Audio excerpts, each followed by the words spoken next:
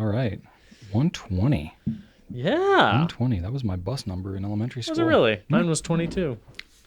Mine was 23 later on. It was 120 and it turned to 23. So. Oh, you're talking about elementary school. Elementary school, yeah. Oh, 72 and then 22. Oh. Yeah. They must have changed the numbering system or something. I don't know. I don't know how any of that works. Yeah. The fact that buses bring kids to and from school is a minor miracle. If you think about the logistics behind that Yeah. and how absolutely chaotic that is. I never really thought about that. It's crazy. You don't have to think about it because it's not your job. Yeah, you're right. But it's crazy. It's kind of horrifying. Fairfax County has so many buses. It's ridiculous. They have 1 million students. 1 million students in their school system. Just think about that. Northern Virginia is like its own country. I was just up there yesterday. It really is a different like place. if you go to Northern Virginia and then you go to like Southwest Virginia, you'd swear you're in two different countries. Oh, for sure. It's like there's no. You don't even have to go to Southwest Virginia. You can go like an hour outside of Northern Virginia. Yeah. Like head west, and then you're basically in West Virginia. But like I always think it's so wild when I think about Europe. I'm like, man, it's so crazy. Like, you could be in one country with a different culture, and you can go right next to it and be in a completely different country with a different culture. But then I think about far Southwest Virginia, and then far North Virginia. Yeah. And I realize we've kind of got that. I think it's human nature. They even sound different. Yeah. But what's actually pretty amazing is like it's the same currency, same language, more or less. So it's like it's actually much more unified, even though it's entirely different. For sure. Yep. But anyway, you ready to do this? I am. I'm super ready. Okay, here we go. Crick my neck. Okay. Welcome, everybody, to episode number 120 of the Goulet Pencast. Nice round number for those of you that appreciate that. Here's where fountain pens are still a thing. I am Brian Goulet. I'm Drew Brown. And we're here from Goulet Pens to deliver this casual and informal, tangential and extraneous, superfluous and extemporaneous fountain pen show where we talk about what's going on at the Goulet Pen Company and in our fountain pen lives. In today's show, we're going to be talking about the pros and cons of soft nibs. I don't know what cons there are, but I made some up. We have better composition notebooks for fountain pens, ? Why we don't have filters on our site for fountain pen nib numbering, like number 5, number 6, all that kind of stuff. Which Teenage Mutant Ninja Turtles that Drew here thinks will match up to different pens. Because you totally asked. Yes. I mean, in a way. And then comparing the Pilot Silvern to the Pilot E95S, the nibs specifically. And then we're going to be spotlighting the Pilot JUSTUS 95 and talking about our long weekends that we had. So, should be a fun one, and we'll start it off with some feedback. All right, Brian, this might look like a lot of feedback, and it is, but I gave it to myself because I didn't want you to do it. You didn't want me to expound upon it? We won't get into why. All right, so this is, we often have, and here I'm going to expand upon it. You haven't even read it yet. We often and you're have, already expanding on it. Well, and I'm commenting on how you're expanding on it. Here's why I picked it. Because true to form, we have so many educated, intelligent, smart, and witty people joining us every week out there and in the comment section as well oftentimes. And this was no exception with your discussion about ink stickiness, how it adheres to the walls of the... I hope I was right. You honestly, not bad. Like only good things. Okay. It's a complicated subject, but we had various people with strong professional relevance to it write in for some questions. So Wonderful. I wanted to share something please. from Emacs 5442. All right. Or Emma. Emma C. Emma is a chemistry student. Chemistry student here about dyes in inks. Mm-hmm. It's incorrect to say that adding more dye means there's less water in the ink. So I mentioned that. I said, well, hey, if it's really saturated, does that mean that the ratio is different? Less water to dye ratio. And Emma is like, yeah, but dye being dissolved, she says that they say that the dye molecules take up the spaces in between water molecules, which results in the volume staying the exact same. What? Emma goes on to say this does not go for pigment inks, like, for example, platinum carbon black, as pigments do not dissolve in water, but rather in a form of suspension. So the pigments will displace the volume they can, of the water? Because they're solid. Right. But Emma says that legitimately dissolvable liquids, like dye, occupy the space in between water molecules. However, Leif Templeton writes in, who is a process chemist. Oh boy. And Leif says, I guess I'll put on the process chemist hat for a moment. This isn't always true in response to Emma. Dissolution of, say, ionic materials like salt usually cause some volume shrinkage. This is called negative excess volume. Conversely, dissolution of chunky organic molecules such as many dyes can cause positive excess volume. It's still not additive though. You could get 50% additional raw dye volume and only get like 10 to 15% excess volume. Ideal solutions theoretically behave as you say, meaning they completely dissolve. But as you get weirder with what you're mixing or very close to saturation points, things get quirky. So what Leif is saying essentially is, yes, in an ideal world using totally soluble elements, it will completely not affect, but he's saying that because it's ink and it's weird and who knows what the heck is in ink, it's more likely that there's a slight amount of displacement, but probably not enough to be noticeable. Interesting. Very interesting. Well, if my memory serves me correctly, I mean, this is all very fascinating. Ultimately, it doesn't truly matter probably that much for what we were talking about, like how much water versus ink. Right. I think we were talking more like proportions. Like I was thinking maybe it would dry out faster if there was less water, but they're saying essentially like, maybe, maybe not, but it's not enough to affect it. You're right. Yeah. I imagine the actual like amounts that we're talking about here are not measurable except with like hyper-specific scientific equipment. Yeah. And then our friend Dan Klopp wrote in, who, if you'll remember him from many, many Pencasts ago, has that wrote in with that astronaut glove. He's a he knows his stuff, and he's kind of like our textile correspondent. He always has great information to share. Dan wrote in, said that he loved Brian's shallow dive into ink chemistry. Dan, it's surprising how you think that's shallow. I was sitting here and it didn't feel shallow to me, but okay.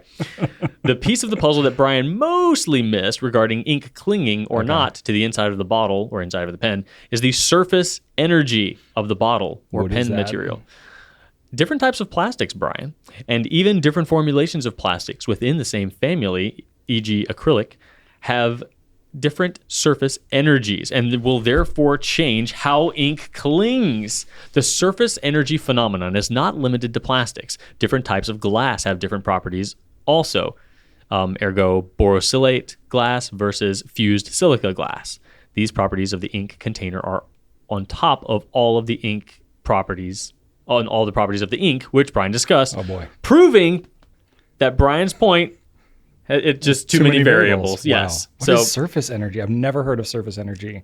Is it like, I think of like static electricity? To me, it sounds, if I just wanted to like grasp and try to oversimplify something with my ignorance, is maybe like texture, like how certain things will just, at a microscopic level, glass is going to have a different texture than an ink vial, perhaps. I don't know.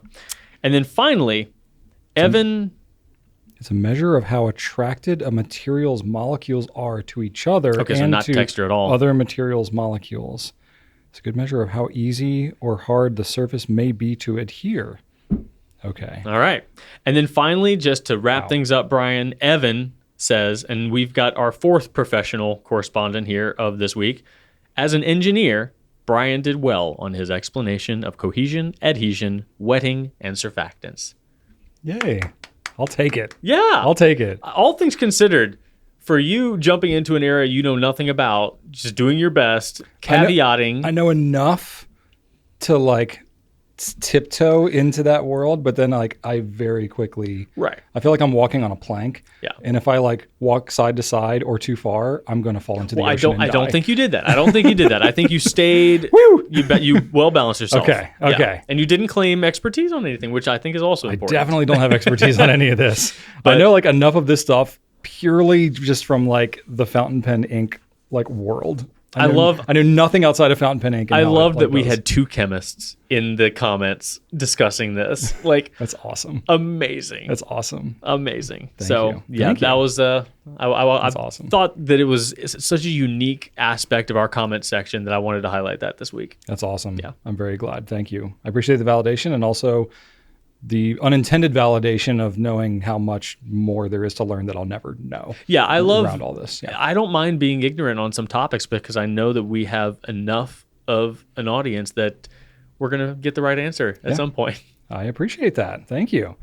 I got some comments here too, Drew, from Left-Handed Clogger. Love the handle.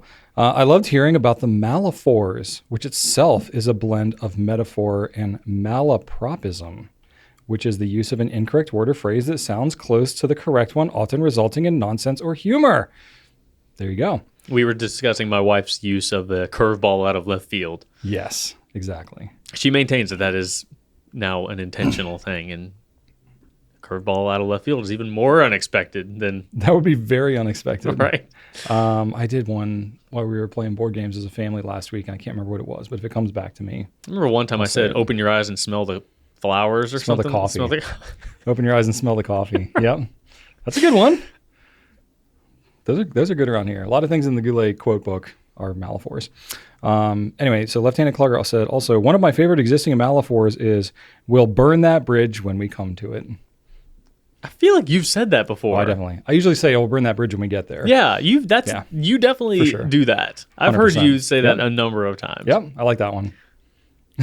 Instead of we'll cross that bridge when we get there, and then burning a bridge. Yeah, you combine them. There you go. Love it.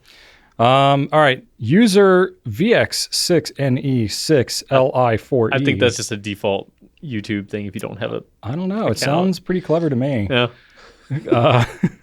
Also sounds like it could be spam, but I don't think it's spam. All right. As a lover of both fountain pens and dip pens, I'd like to mention a choice for Inkwell mention a choice for Inkwell that happened to miss by you guys, which has now been my best solution. Click the link here to find... No, I'm just kidding. The new release, Schaefer's Colorful Ink, features good quality, bright color, a jam jar with big opening, and a small glass pool in the bottle for you to collect the rest of the ink and refill or dip for pens. What is this? Schaefer's... So, do you remember the vintage bottle? You have one. I have a vintage Schaefer ink, which is like a glass bottle that has basically like a little cone kind of thing hanging off the side of the mouth of the bottle, which is... At some point, they made a modern version of that. Really? Yes, with a plastic lid. I've never heard of this. I Googled it. You can find them, but they're not for sale currently. I don't know. I reached out to... So it's like a newer vintage discontinued bottle? Maybe. I really don't know. I was hoping somebody out there would know. I'm trying to get some information from official channels, but they really did bring that bottle back, Brian. I was shocked because you have one of those bottles. I thought it's a great bottle design, a very clever bottle design. I have no idea how old my bottle is. It was given to me by somebody. But the only versions of the ink bottle that I can find currently for sale in the U.S. are those kind of classic, bottles that we used to sell when we carried Schaefer. So, but the ones I'm talking about are like more narrow bottles. I think it might be that one right there. Yeah, that's the bottle. So they're more narrow bottles with a cap that's the same width as the bottle. So, but it has that same sort of glass lip to it, and I thought that was fascinating. And it does look kind of a reboot of the OG. And I kind of want it to be available, but I don't know anything about it. Is it still a thing? So user VX9LE whatever. This person has one, and they refer to it as new. So I'm kind of at a loss. So I thought I wanted to mention that since you have one of these bottles, and I know that you appreciate that innovation, but I also wanted to kind of pose it to the audience to see if they know a little bit more about that than we do. Yeah. Because it would be cool. I'm seeing them on like some people's sites, but most of them are out of stock. So I don't know if it's still available maybe it was like a limited thing. I don't know. I'll have to look into this. Yeah, I thought that was fascinating. Yeah. So thank you. Yeah. So I have one of these vintage bottles, but I don't have a cap. So I basically can't use it. Oh, I didn't know that. Yeah. Oh, because those had metal caps, didn't they? I don't know. Oh, okay. Because I don't have a cap. Why am I asking you? I think they had metal caps, though. Yeah. Like the old school. Oh, yeah. I Schaefer see it. script Yeah. From like the 40s, I guess. Well, there you go. Yeah. New information. Cool. Learned all kinds of things here. All right. Last one I got is from Small Philosophies. This needs to go in the Goulet Hobonichi Techie collab someday in the quotes section. I don't like authority, even my own authority. Brian Goulet. Goulet pens. It's true. You did say that. I do. I make rules so I can break them. All these things. It's a problem. I It's a don't problem know. in my I don't life. know enough about Hobonichi setups to know that there's a quote section, but I'm assuming that's normal. Yeah. We've looked into Hobonichi and been reaching out to them for the last 10 years, but they only sell to brick and mortars. Yeah. So I haven't been we keep asking. super someday. incentivized to learn. I will one day. I think they have Tomoe River paper. That's the main draw. They're nice. Yeah, they're very nice. They seem great. My son has one. Really? Yeah, he has a one-piece Hobonichi. And in fact, he can actually start using it now. He's had it for over a month, so it's just been sitting around. But it's a 2024 thing, so I need to encourage him to. So yeah, he has one before I have one. Wow. It was a gift, but yeah. There you go. He's both of us. I don't have anything. I told him I'd remind him when he could use it. I forgot. You just forgot. Well, now you remembered. Great. Awesome. Okay. Cool. Well, that's it for feedback right now. Let's get into new stuff. Well, I got 2 pens to talk to you about today. One of them is the Montegrappa Venetia Marshmallow. Marshmallow. Marshmallow. It just seems like it should have an E. I don't know, but it's an A. There are a lot of words in the English language that February don't sound the way Library they Wednesday. look. Yeah, it's weird. English is weird. This is a limited edition pen, so this is $445.50. Don't forget that 50 cents. But it's cool. It's got ebonite feed, Yovo nib. It's a steel nib, so it's a bit on the pricey side for a steel nib pen, but the material is pretty cool. That marshmallow look. They've done some marshmallow materials before on other pens, and it looks pretty They've done the marshmallow. I like that. The marshmallow Elmo, but I call it the marshmallow. The marshmallow. I like that. This is a U.S. exclusive. It's a cartridge converter, and you can get them right now. We have them available. And then we also have the TWSBI Diamond 580 ALR Black. Now, this is a really cool looking pen, but I'm going to go ahead and just get it out there. It doesn't have a black nib.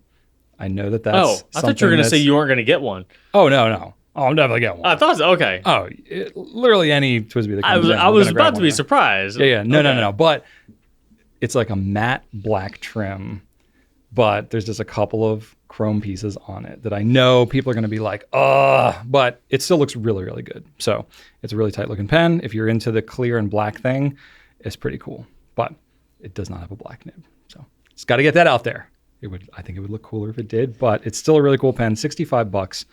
And it's going to be launching today, I think, right? As we release this, right?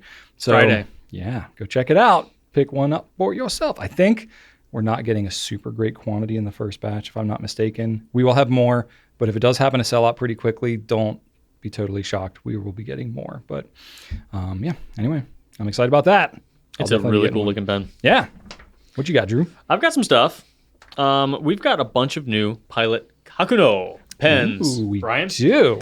And that's not something that happens very often. No, you're a fan of the Kakuno. I love the Kakuno. You may have mentioned once or twice. Love it. It's like the best value of a fountain pen you can possibly get. It's pretty good. And these are translucent colors, like 5, I think. Yeah. So there's a blue one, and they're all $14.30, same as price as the other ones. There's a blue one, but as we know, the Pilot Kakuno has some very, very cool nib designs. Yes. You've got a smiley face, a winky smiley face, and then a tongue smiley face. With these, you get even more smiley faces. So the blue has a mustachioed face with a necktie. That's lovely. The coral one, the face has some eyelashes and a necklace, like a little string necklace. The aqua one is just kind of standard smile. And there's a pink one that has like a little bow and some eyelashes. Nice. And then there's a green one that's supposed to be a baby with a pacifier in his mouth. So not to be a baby. I mean, it could be a grown man with a pacifier in their mouth. Never know. Absolutely. Nothing stopping you. Let's go ahead and say it is a grown man with a pacifier in his mouth. That's what that pen is. It's not weird at all. Not at all. In fact, I want it more now. What did you call pacifier growing up as a kid? Because I feel like that's one of the things that like everybody's got different names for. I don't remember. I know that the way my mom got me to stop it, because I think I was getting too old, she cut the tip off and said it broke. So I was like, okay. No, I said, no, we're getting a new one. But that was it. I think I forgot about it after that. But yeah, she's like, snip. Oh, no, it broke. Yeah. I think binky is one thing I hear, but I also hear that as like blanket too, is like binky. I don't know. We called ours a Nook. A Nook. A Nook. And when That was like a baby brand name. in UK, I think. Maybe. Anyway. I don't know. I don't know if it was brand name. Probably not. I didn't have like anything brand name. Oh, okay.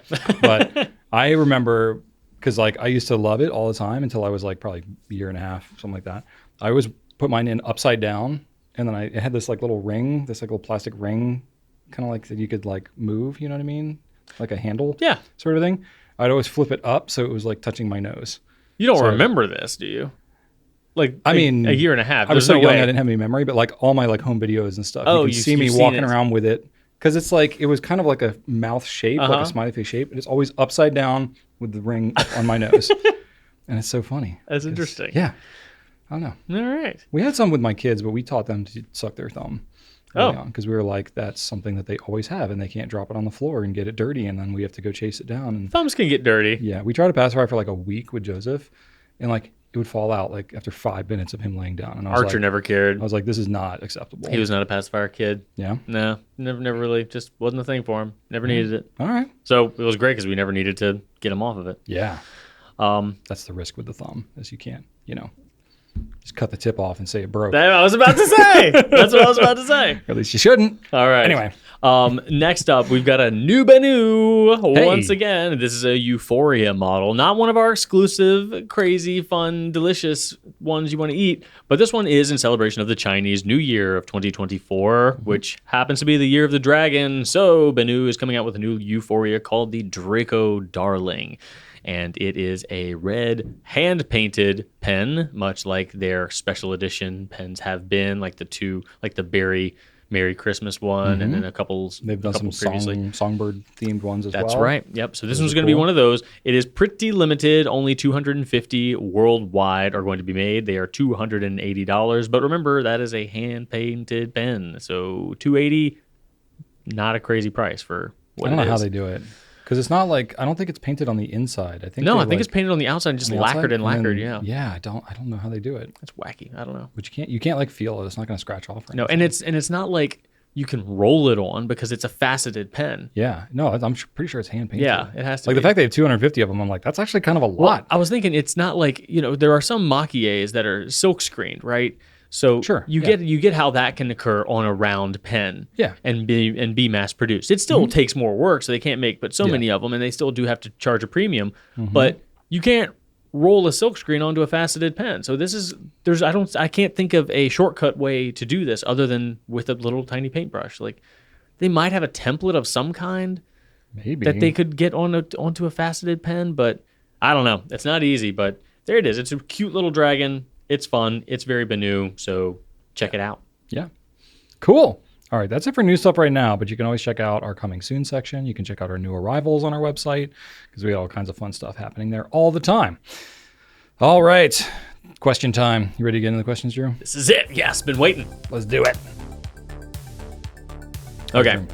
Brian. Yes. Taib89 asks us, what are the advantages/disadvantages of writing with a soft nib? And what are the advantages/disadvantages of writing with a stiff nib? I have both of them, and they definitely feel different and are suitable for different purposes. Well, they definitely should feel different, so that's good. They should. Since you're asking for pros and cons of two essentially conflicting things, I'm just going to roll it in to kind of one thing. So it's pretty much like I'm going to go, hey, soft nibs, what are the advantages and disadvantages? Because you can just flip them around for the hard nibs, because whatever's a disadvantage for the soft nib will be an advantage for the hard nib, right? Like pretty much? You would think, yeah. Okay. Well, first off, there's not a lot of companies that even really have soft nibs. No. That's like a separate, because you can get nibs that feel soft, but I'm talking ones that are like, they offer regular nibs and they offer soft nibs. And it's two different nibs that they offer and they call one soft. Right. That's what we're talking about here.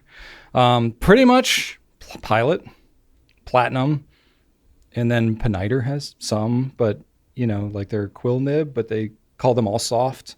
Yeah. So I don't know that it's really fits the definition here. They actually call them Hyperflex, which is yikes. Yeah, that was what they called it. But we have it on our site as soft, fine, soft. That is a much better thing to say. I much agree. more accurate. But I mean, I guess you could call it soft, but I think for the purposes here, we'll stick with the pens that like have a soft and a not soft version of the same nibs. There's not a quill nib that is more rigid. There's no hard right. quill nib that I don't think there is, right? Because they've always had the same quill nib. Yeah. It's been the same. It's basically been the same thing ever since they came out with I mean, they have a steel nib, but yeah, it's different.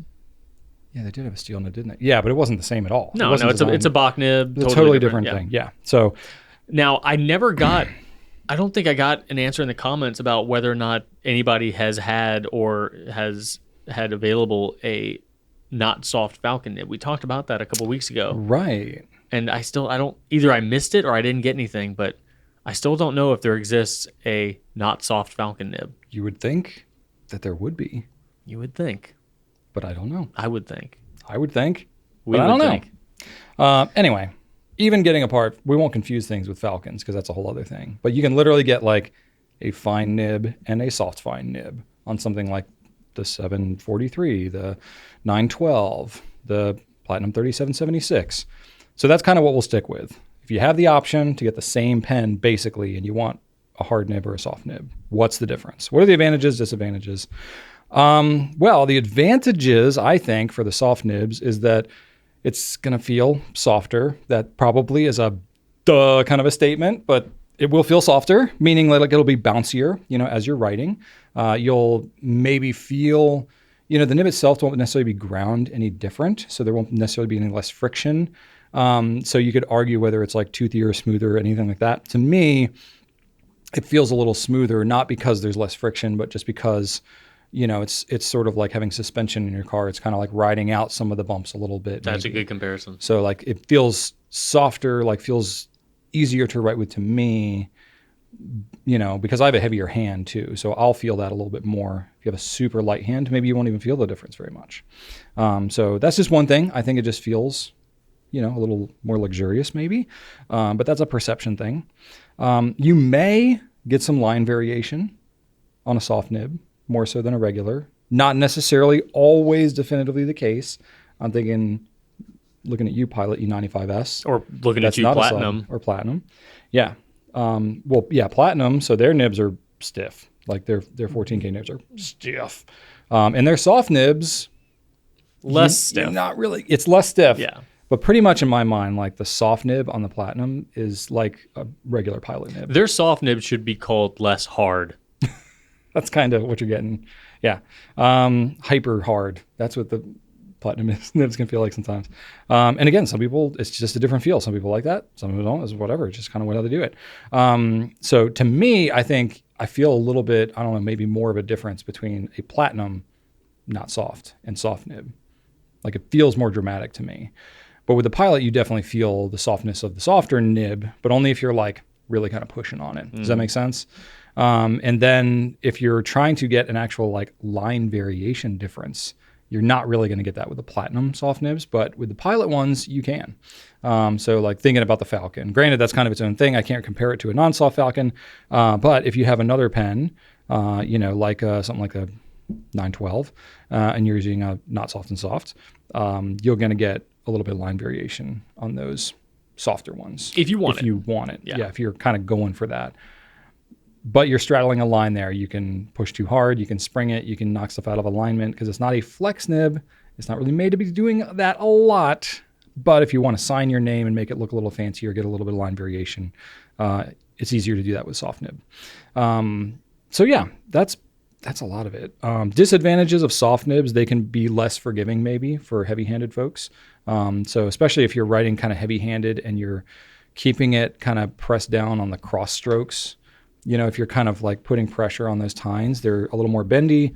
So the cross strokes can feel a little scratchier even. So again, even just like kind of what I was saying earlier about how it can feel kind of softer and smoother, it can kind of have the opposite if you're kind of timing it wrong. So if you're like, pressing harder on the cross strokes and lighter on the downstrokes, it can actually maybe feel a little bit worse. So for some people, the soft nibs take a little getting used to and are not like always going to feel better. It kind of depends on your writing style. And then, like I said, you can maybe miss a line or spring those tines if you're like pressing too hard on those soft nibs. And that's honestly kind of most of what I had to say. It kind of ultimately comes down to what kind of writing feel that you want. We don't, again, have a lot of different soft nib options. And when we do, they usually sell okay, but the people who are buying them are ones who know that that's kind of what they want. And everybody else is kind of on the fence. And when they get them, it's kind of like they either don't notice a huge difference or they're kind of like, okay, cool, I've got this now. And it's not like I'm not going to buy any other pen unless it has a soft nib. You know, like I've got some and they're cool, but it's not like I won't use anything else. You know what I mean? Yeah. So as a heavier-handed writer, yeah, do you prefer the feel of soft nibs to more stiff nibs? Generally speaking, yeah. Yeah. So just like as a whole, I will generally prefer Pilot nibs versus Platinum because as a whole, they're a little bit softer.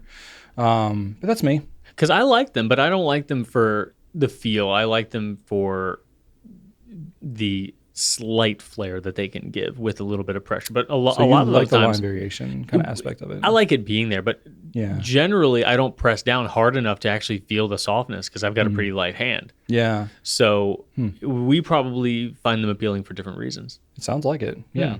Yeah. Interesting. But I mean, again, like I have some, I'm thinking specifically like of the Platinum ones. Like there have been some limited edition ones. The Platinum doesn't always have soft nibs available. They might do a soft fine or a soft medium on like a limited edition 3776 every now and then. And that's mostly it. So I've gotten some because they've had that soft nib option. And I'm like, ooh, I know we're not going to get many of those. Sorry, whoever wanted them, but I'm taking one of these. Mostly so I can like experience it and kind of know what it is. And I do like them. They are springy. But also like it's on limited edition pens, so I don't like use it all the time. So I probably could spend a little more time with it and be like a bit more informed about it. But to me, it's been like pleasant, but it hasn't been like, oh my gosh, night and day. It's a whole different nib. It's like, oh, it's just a little springier. So I like it. But if I didn't have that, then that's fine. I would still use the pen and be happy with it. So yeah, if you have the chance and you like the softer thing and you have a pen that you're debating one or the other and it has a soft nib option, try the soft nib. You might like it. Especially if it's Probably Platinum. won't hate it. Yeah. But anyway, yeah, that's what I got for that one. All right, Drew. Yeah. You ready? We're talking about notebooks now. Oh boy. Paper questions. We haven't taken as many of those recently. Which is why I added this one. I was like, someone's asking me about composition books. You know what? Okay. Let's do it. Yeah. Why not? That's fine. There's no reason to discriminate against composition notebook questions. No. They don't happen often. Let's do it then. If ever. Kate Will says, composition book options with better paper for fountain pens. Apparently what I'm buying is no good. Apparently. I like the apparently. Like somebody gave Kate some sass. Somebody talked to Kate and been like, that's no good. And you're like, well, I think it's fine. I guess it's not acceptable to you. And to that, I would say, screw them. Who cares? If you're happy with it, use it. But there probably is better paper out there. So I run around all day at work taking notes in a composition style notebook. My fountain pens don't work on them as the paper is not good. Oh, well, there you go. Okay. So that's the apparent It's not part. a judgy coworker. Right. It's the notebook itself. Okay, yeah. Are there options in all price points, or is the only option the Moleskine books? True. No, the only option is most definitely not Moleskine. I will recommend to you. Is that how you pronounce it? I don't even know, actually. I hear it's all over the map. Yeah, I don't really. I would not say that. I say Moleskine. Moleskine. The Rhodia composition book is literally a composition book that we sell here at the Goulet Pen Company, and it's $13. So it's Rhodia paper, 80 grams per square meter. It is nice paper. The page count is 80 sheets, which is 20 less than the average of 100, but it's a composition book made by one of the best paper manufacturers on the planet, Exaclair. The paper will be good. Yes, the paper will be good. So we've got those in red and black. Believe it or not, I know, it's Rhodia. Crazy, right? Orange and black. Orange and black. I said red and black. You said red and black. Not orange. Red and black is another notebook brand. Maybe that's where it crept in. Oh, I don't know. Black and red. Black and red. Sorry. Anyway. Oh, okay. I have a graveyard of notebook samples of things that I like will see in stores. You also have that one that has red lines. Yes. I've got all kinds of... I don't remember. I got all kinds of weird notebooks in my office. Yeah. Anyway. So the Rhodia is a great option, easy to find, and it's got that classic composition book look at the front too, even with that square that says composition book right in the middle. And I also learned that B5 is more or less the composition notebook size. So you can kind of look for anything B5 and probably be pretty well set if you're used to that form factor. My recommendation would be to get a Marumon Nemosine or Nemosine. Nemosine? I used to say Nemosine because that sounds more Greek to me, but I spoke to Marumon at the San Francisco show last year and they said Nemosine. Nemosine. So I'm going to say Nemosine. Okay. Or I'm not. I'm just going to screw up every time, which is more likely what's going to actually happen. Yep. So Marumon Nemosine, some of my favorite paper, my personal favorite paper brand that we carry. They have a wire-bound B5 notebook that also has 80 sheets, is also 80 GSM, like Rhodia, but is a little bit a little bit cheaper at $860. So pretty much the same thing, but wire-bound. So it doesn't look quite as composition booky if you want that kind of look and vibe, but it's cheaper and just as good. So, and I like wirebound. Marumon makes great stuff. And then finally, the Apica 6A100. That one's only $9 and gives you 100 sheets. So 20 more sheets than the other two that I mentioned. And that one is $9. So overall, that one's probably the best value, but I still think that Marumon and Rhodia have better paper quality overall. But any of them are probably going to be better than what you're using now. And all three of these brands will very likely be better than anything you can get from Moleskine also. So I'm looking, because I was like, how much do composition notebooks even cost anymore? Probably like $1.50. They're a little more than that. I'm looking at Mead is like that's classic. The classic one. Now I'm comparing college ruled because the Rhodia ones we have are 7mm, and that's more or less college ruling. $5 per notebook. So it's not like $1. But seriously, for $860, getting a Nemosine, that's going to be like night and day. Yeah, like the paper in a Mead notebook is not going to be that is going for less than double the price. You're going from something at bottom of the barrel with Mead to something up at the very, very top with Marumon. So that is a great option for you. And of course, Rhodia is fantastic as well. If you wanted that composition book look, Rhodia gives it to you. And you can get a couple of them if you want. Yeah. So, yeah, worth a shot. That's my 1 cent plus another 1 cent. Cool. Thank you. You're welcome, Appreciate Brian. That. It's always good to talk about paper. The thing I will say, I'll add my half a cent. Most of the paper brands that are offered in the U.S. might have some kind of hit or miss paper for fountain pens. Because basically, if you're talking like any major brand, they're not going to be like sourcing it all from like one place or making it all at one mill. Rhodia and Clairefontaine is incredibly consistent because it's all made in one place. And they have in France. So you're paying more for that consistency. So I've definitely heard mixed things, Moleskine especially, because they are a huge brand and they source it from all over the place. I have used abysmal Moleskine and I have used darn good Moleskine. Agreed. Yeah. It depends on the product line. It depends even within a given product line. They can source paper from different places. I've even had people that have reached out to us and they've used Moleskines and stuff like that the paper quality changes mid-notebook. Yes. That's my thing. I found one. I'm like, oh my God, maybe we could carry Moleskine. This is pretty good. And I like got another one and it was terrible. Yeah. No, like literally the same notebook. Yeah. Somebody said like the first half of it was good. In the same exact. Literally the same single product. The paper quality changed entirely within the book. So yikes! It's a little more of a gamble. Like the same model. Yeah, no, this is literally same book. So it's going to be much more hit or miss. But Moleskine, it's like a premium priced product. So to me, if you're looking at Moleskine, like look at Rhodia, look at Marumon. Yeah, and they're probably not expecting people to put fountain pens in there. I don't know what they're expecting. But a company like Exaclaire, who makes, they make Quo Vadis, they make Exacompta, they make Clairefontaine, they make Rhodia. They are. Then they also distribute fountain pen ink as well, so they are very much thinking about fountain pens when these things are made. Yep. Which there are very, very, very few paper brands on the planet that consider fountain pens when they make their paper. Yeah. Most of them don't care. Definitely not in the U.S. No. More so in Europe and Japan. Yeah. Definitely not here. Which is why we import from those places. There you go. Cool. All right. Okay, number 3. This is from Pumpkin Paper Pens. And pardon me for my lack of pop filter. Yeah, we need feedback on this. If the pop filter we wanted Drew to not have to be like staring into this black hole. It's very covering- obtrusive, yeah. but pumpkin paper pens is saying, "We'll see, Drew." Say We'll see how it sounds. We'll see how bad that How filter do Drew's helps. peas sound? Yeah. All right, well, pumpkin paper pens says, why aren't the nib numbers listed in the item's specifications? So I don't know. We've talked recently about Pilot nib numbering, but this Yes. could also refer to like number 5 nib, number 6 nib. Yeah. How did you interpret this? Well, Pilot has a number 5 and a number 10 and 15 and 30. And Right, all but this you know kind what of I mean? Like the actual the compatibility aspect versus Yeah, so I read this question as like nib sizing, not nib grind, but nib sizing, like number 5, number 6, that 8. kind of thing. 8, yeah. So like, because we do talk about that. Yeah. 2, 5, 6, 8. Yeah, there's a 4 in there. There's Oh, right. So there's basically, here's the thing.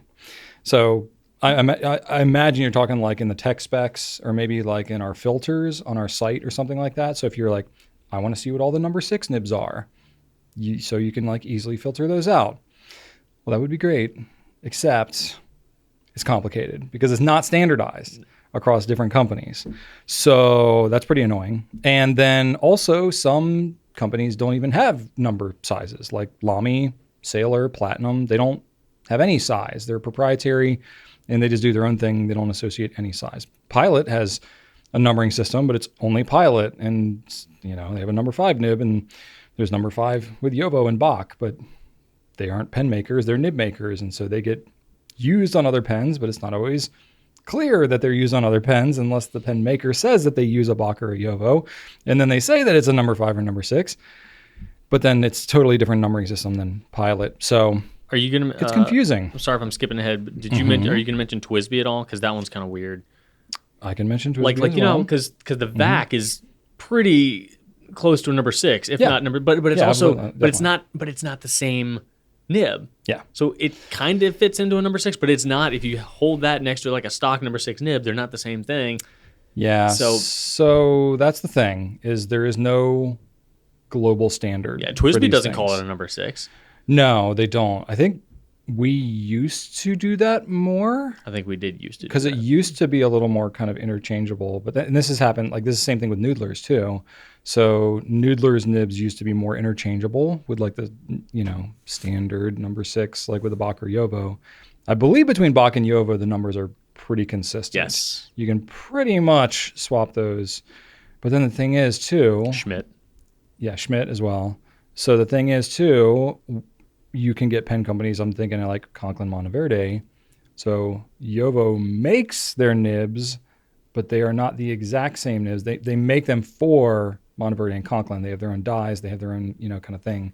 And so they are more or less a number 6 size. To the naked eye, size. They're number 6 nibs. But like the curvature is slightly different because they have to fit in different housings. So the thing is, if we were to do a like filter or more of a standardized kind of tech spec kind of a thing, it's more nuanced than what we can just easily put in like a drop down or a checkbox or something like that.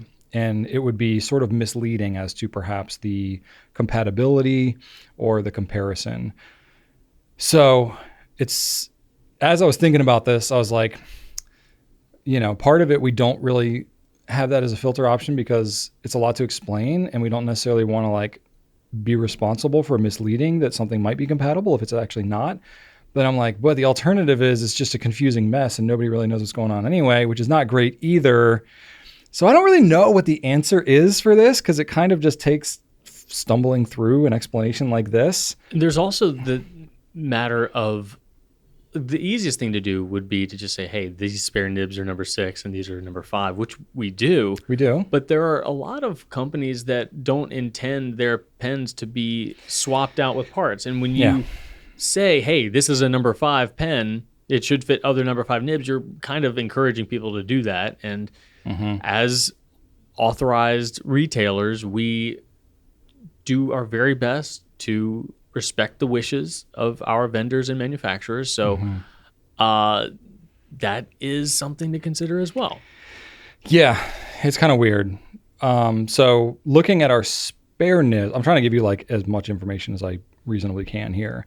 So if you look at our spare nibs that we have, replacement nibs, the Goulet, the Conklin, the Monteverde, Edison, Noodler's, Kaweco, they all say what number they are, like in the product name.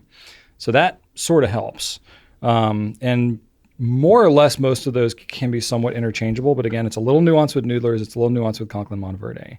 But I know with Goulet and Edison, those are Yovo. Those are the exact same nib. Those are the same, yeah. Kaweco can use Yovo. They can also use Bach, but I believe but they also, the Kaweco ones, they're sold as a whole unit.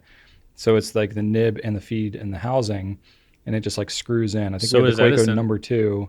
Edison's, yeah, that's true. The Edisons are also, but Edison uses the same housing that, I was going to say that we have, but we don't have the housing. Right.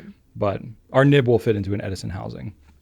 But the Kaweco ones I think that we have are only number 2, I think, that we offer separately. I don't think we have a number, like the Supra and like the bigger Kaweco pens, they might have a number 6 nib, and I think you can change those out because I've swapped the Goulet nib. I actually forgot we onto the sold Supra. Kaweco nibs. I did too, until I looked it up to answer this question. How about that? Which is why it's good sometimes to like take a question like this, because I'm like, what do we actually have on there? Because it is kind of confusing. But the spare nibs, they all have those numbers. But then, I imagine part of the intention behind this is like you're looking at pens on our site. You like a number 6 size approximately. Say it's even approximate. You're not trying to swap nibs out or anything. You just know you want a bigger nib. How do you filter for that? You can't. So that kind of stinks. But again, the thing is, like, it's not standardized. So even if we said number 6, it would literally be only the ones that are truly standard, like number 6 size, like Bach or Yovo. Yeah, but then how do you find out if your pen is a number 6 pen? Because we can't put that in the product description because not everybody's going to like that. Well, yeah. So it's complicated, and I'm sorry, it's kind of a mess. We could, add the filter and then just put a disclaimer like, hey, if this doesn't fit your pen, it's not our fault. But then most people don't read those. But we don't really have any like texts on the filters. You know what I mean? Because the filters are just on the sidebar, so we can't really contextualize those filters at all. It has to be simple enough. It's a mess. I don't know. I'm open to ideas. If y'all have any bright ideas about how we could be clearer about this. Rachel works tirelessly to make the website user friendly. Like I can't even begin to explain it because she's kind of just a one woman machine back there, and is always open minded and looking for suggestions, and will absolutely do something if she thinks it can help people. So we're down. To change anything, but we wanted to make sure that it's complicated. It's got to be a good idea. Kind of what I see is like maybe the solution to this, again, whenever we get into something that's more complicated like this, maybe we could do a better job. I'm thinking like with a comprehensive like blog post or video or some other like resource that we could like link to on product pages maybe, so it's not as convenient as having like a drop-down filter tool type of thing, but we could at least explain this in simpler terms than we've been able to do here today, and maybe have some like pictures and some links to different products and stuff that would help guide you in the right direction. I don't know. That would take a lot of work to put that together. I don't know exactly how we do it, but I'm open to that if y'all think it would be helpful. I don't know. We're open to ideas. Please leave us comments, because this is something that I really am like, this is hard and complicated, and it would be great to make it simpler, but it's kind of like explaining all the ink properties that we have done before, where it's like there's a lot of factors. I'll also say that it does seem like fewer people are swapping nibs these days. Nib compatibility has shifted in the last 5+ years. True. And just the amount of people saying, oh, I need a number 6 nib for my number 6 pen, that has definitely dropped. I think that it's waned a bit. The compatibility options just aren't as there as they used to be. So I'm curious too, again, because we don't have much context with this specific question, but just for y'all in the comments here, let us know, is something like this helpful for like nib swapping purposes or like replacement purposes? Or is it more just like, you like nibs that are bigger physically in size and you want to see other pens that are bigger physically in size? And is that the motivation? Because if that's the case, maybe we could find some different way. If that's the case, you can look at the Pen Plaza. The Pen Plaza is a way to browse, but it's like you have to select the model and stuff. So it's like even that is a little more complicated. You have to navigate away from the product page. Yeah. But I'm thinking even that, maybe we could there might be something like content-wise that we could create that's like, hey, these are good pens that have smaller nibs, medium nibs, bigger nibs. I don't know. Yeah. So I'm curious to learn more about that and think about it more. I need to find out a video option for in a couple weeks. Yeah. We'll talk about that. You should explain all the intricacies of every nib across every brand. Sounds like it'd be nice and meaty for you to grab on. That sounds like a Brian video. A Drew video would be like medium, small, big. What you want? You want a venti nib? You want a grande nib? Hey, that's not a bad idea. Going with the coffee cup sizes? You might be onto something there. My simple brain sometimes, I think searches for simplicity in creative ways. Not everybody needs it overcomplicated. I certainly can't. I can't handle mess. it overcomplicated. All right. Cool. All right. Well, we'll think on that some more. All right. Drew, I got a question for you. Please. From Small Philosophies. Oh, hello again. Loved The Office as a fountain pen special. That was fun. So picking the characters and stuff, that was fun. Can you do one for another show? Like ... SpongeBob SquarePants or The Avengers, Adventure Time, Barbie versus Oppenheimer? Lots of options here. Yes, I've wanted to do another one of these, and we have gotten a few requests. Yeah? Avengers has been mentioned. 30 Rock. No, sorry. Parks and Rec has been mentioned. Parks and Rec. I could see doing that one. Someone asked me Chrono Trigger, which I would love to do, but nobody would care. So I just added this morning because we were off yesterday. Right. And I didn't even get around to doing some Friday afternoon, I think, was crazy for some reason. But anyway, I just added it today. I wanted to go ahead and do something. So I just picked something that would be easy for me to do. So I'll give you one, and we can work on 30 Rock another day. Yeah, okay. And I could probably do Avengers as well. But today I'll go the easy route just so that I can give Small Philosophies something to chew on. I'm going to do Ninja Turtles because I know my Ninja Turtles inside and out, and I was able to whip that one up pretty quick. Nice. And most people know the Ninja Turtles. And if you don't, then you should. I'm sorry. What's wrong with you? So, starting off with the greatest of the Ninja Turtles, Leonardo. Oh, the greatest? Yes. I mean, he is blue, so he's got that the going best. for him. He's the best. The leader. So Depending Leonardo, on which time period you're looking at. yeah, usually the leader. Leonardo is going to be the Pilot Custom 743 because Leonardo is the leader. He encompasses a mastery of his craft, and I look at the 743 as more or less that. Like that is very easily a pen that you could choose and be like, you know what, this is all I need. It does what it needs to do. It's going to work. It feels good in a variety of hand types. It's got a very easy to use cartridge converter system, a phenomenal nib. Yeah. Like there's really nothing bad about that pen other than maybe the price point. If that's not in your realm. Nothing silly going on with that pen. No, nothing silly. So Leonardo is efficient. He is effective in all things. And the mission comes first. With that pen, the mission comes first. You've got two colors, nothing crazy. Leonardo is a bit bland. He doesn't have a loud personality because he's focused on getting the job done as best as it possibly can. And Pilot adopts that mentality as well. Pilot is kind of a no-nonsense brand. Granted, we did talk about Kakunos with pacifiers in their mouth today, but that is an exception for sure.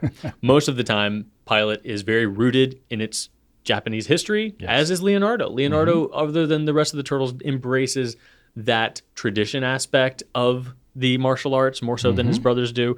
He also maybe takes himself a little too seriously.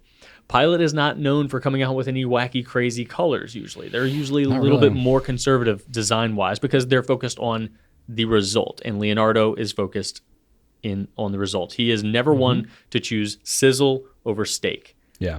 He is always steak, never no sizzle, no flash. Like Function get it done, form, 100% function over form. So Leonardo is a custom 743 by Pilot. Okay. The easiest one was Michelangelo because he's 100% a Benu Euphoria. So he's just any Benu altogether. But I specifically mentioned Euphoria because Euphoria in the word Euphoria and the theme that Benu uses for Euphoria is just to enjoy the simple pleasures in life. The delights. And Michelangelo definitely does that. He has a love for life. He is the life of the party wherever he goes. He's loud. Benu is loud. The Euphoria is loud. You do not find a subtle Euphoria in the Benu line. You just don't see it. Some people may think that Michelangelo can be a bit much. Some people would say Benu can be a bit much. Absolutely, exactly. Not suitable for all circumstances, maybe. Neither Benu nor Michelangelo take themselves too seriously. And they both, despite outward appearances, do a fantastic job. On the outside, it might look like they're goofy, but when it comes down to it, they are just as serious at getting the job done and finding those good results as the rest of their cohorts. And it might be a little deceiving at first, but you pay attention, you will see the results, and you'll see them taken seriously under the surface of the fun partiness. Nice. Raphael, he is a Sailor Pro Gear. Raphael was difficult because I considered trying to find a brand that just didn't care what anybody else thought of it, which I was kind of like, TWSBI might be that. You know, TWSBI disrupts itself. It's a little bit more of a play by its own rules sort of brand. But A bit of the rogue, right? but That's sort of but Raphael's then I really wanted to consider Leonardo and Raphael's relationship. So I said Sailor because of how they compare to Pilot, which is what Leonardo is. Okay. So Raphael is just as perhaps as good as Leonardo, but by way of a different approach. And some might say that about Sailor as it pertains to Pilot. Maybe just as good, but through not the same approach. Okay. Less traditional than Pilot, wouldn't you say? Like they certainly have their Japanese influence, but it doesn't completely define them in the way that it does with Pilot. Oh, yeah. Such as Leonardo and Raphael. Raphael is influenced more about the world around him. He's much more New York than Leonardo is because he lives in the world. He pays attention to trends, which is why he's the only one with an accent, right? He lives in the world. Leonardo more so lives in the traditional world where Master Splinter kind of raised him in. He likes to stay traditional. Raphael, he gets it. He's just as effective, but he's going to branch out. He's going to listen to see what's going on. Yeah. Sailor just came out with shimmer and sheen inks recently. They are not afraid to take risks. A little more on trend. Yeah, they're a little they're a little more of a wild card. Okay. And they are, frankly, they often find themselves in second place. You know, which is just a fact.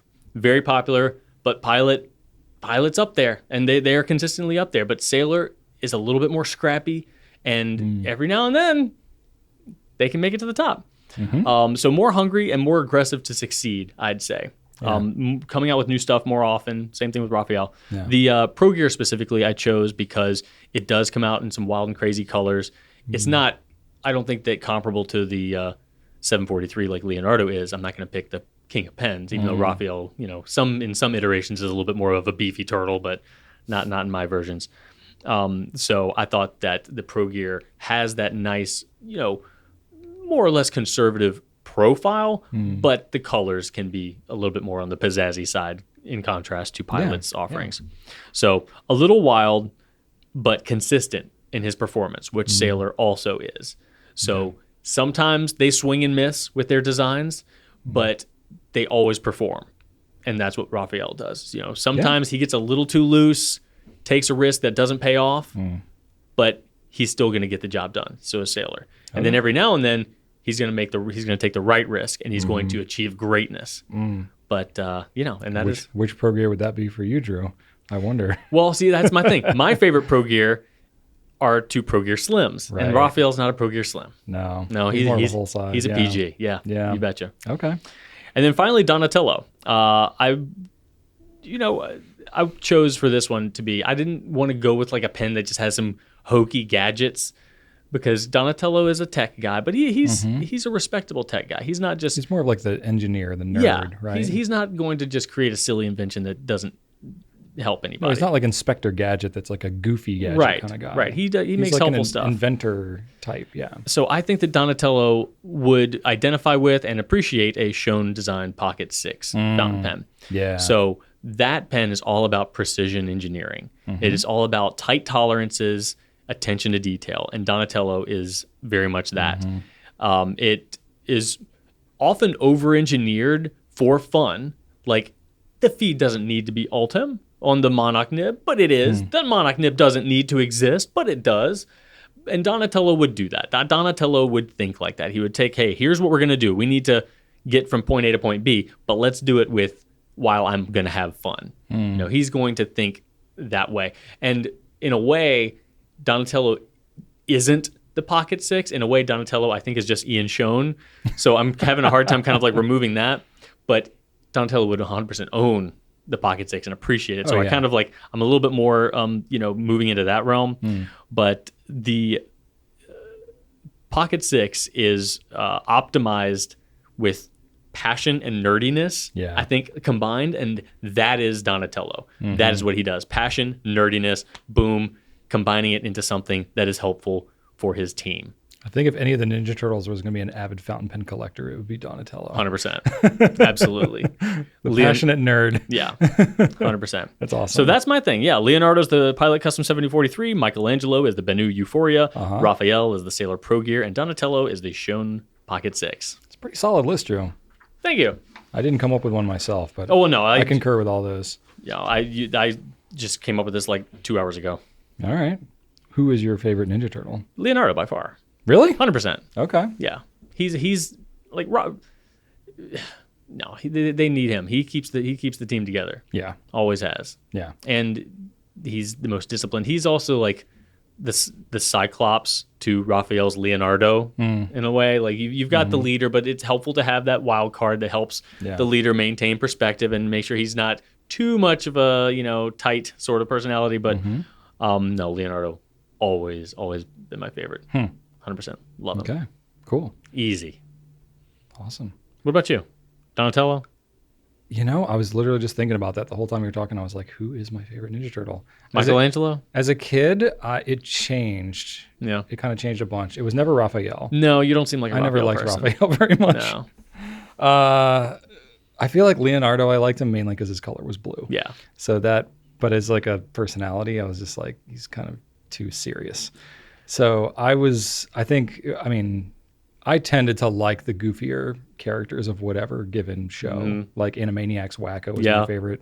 So you're probably more of a Michelangelo then? I really liked Michelangelo a lot, but I loved the gadget stuff too. So Donatello. So I think between the two of those, these days, I think it would be Donatello. Yeah. Yeah, I just appreciate that. But they're all pretty cool, Fantastic. Yeah. So yeah, we'll work on another one for y'all if you care about this. But yeah, I have fun with it.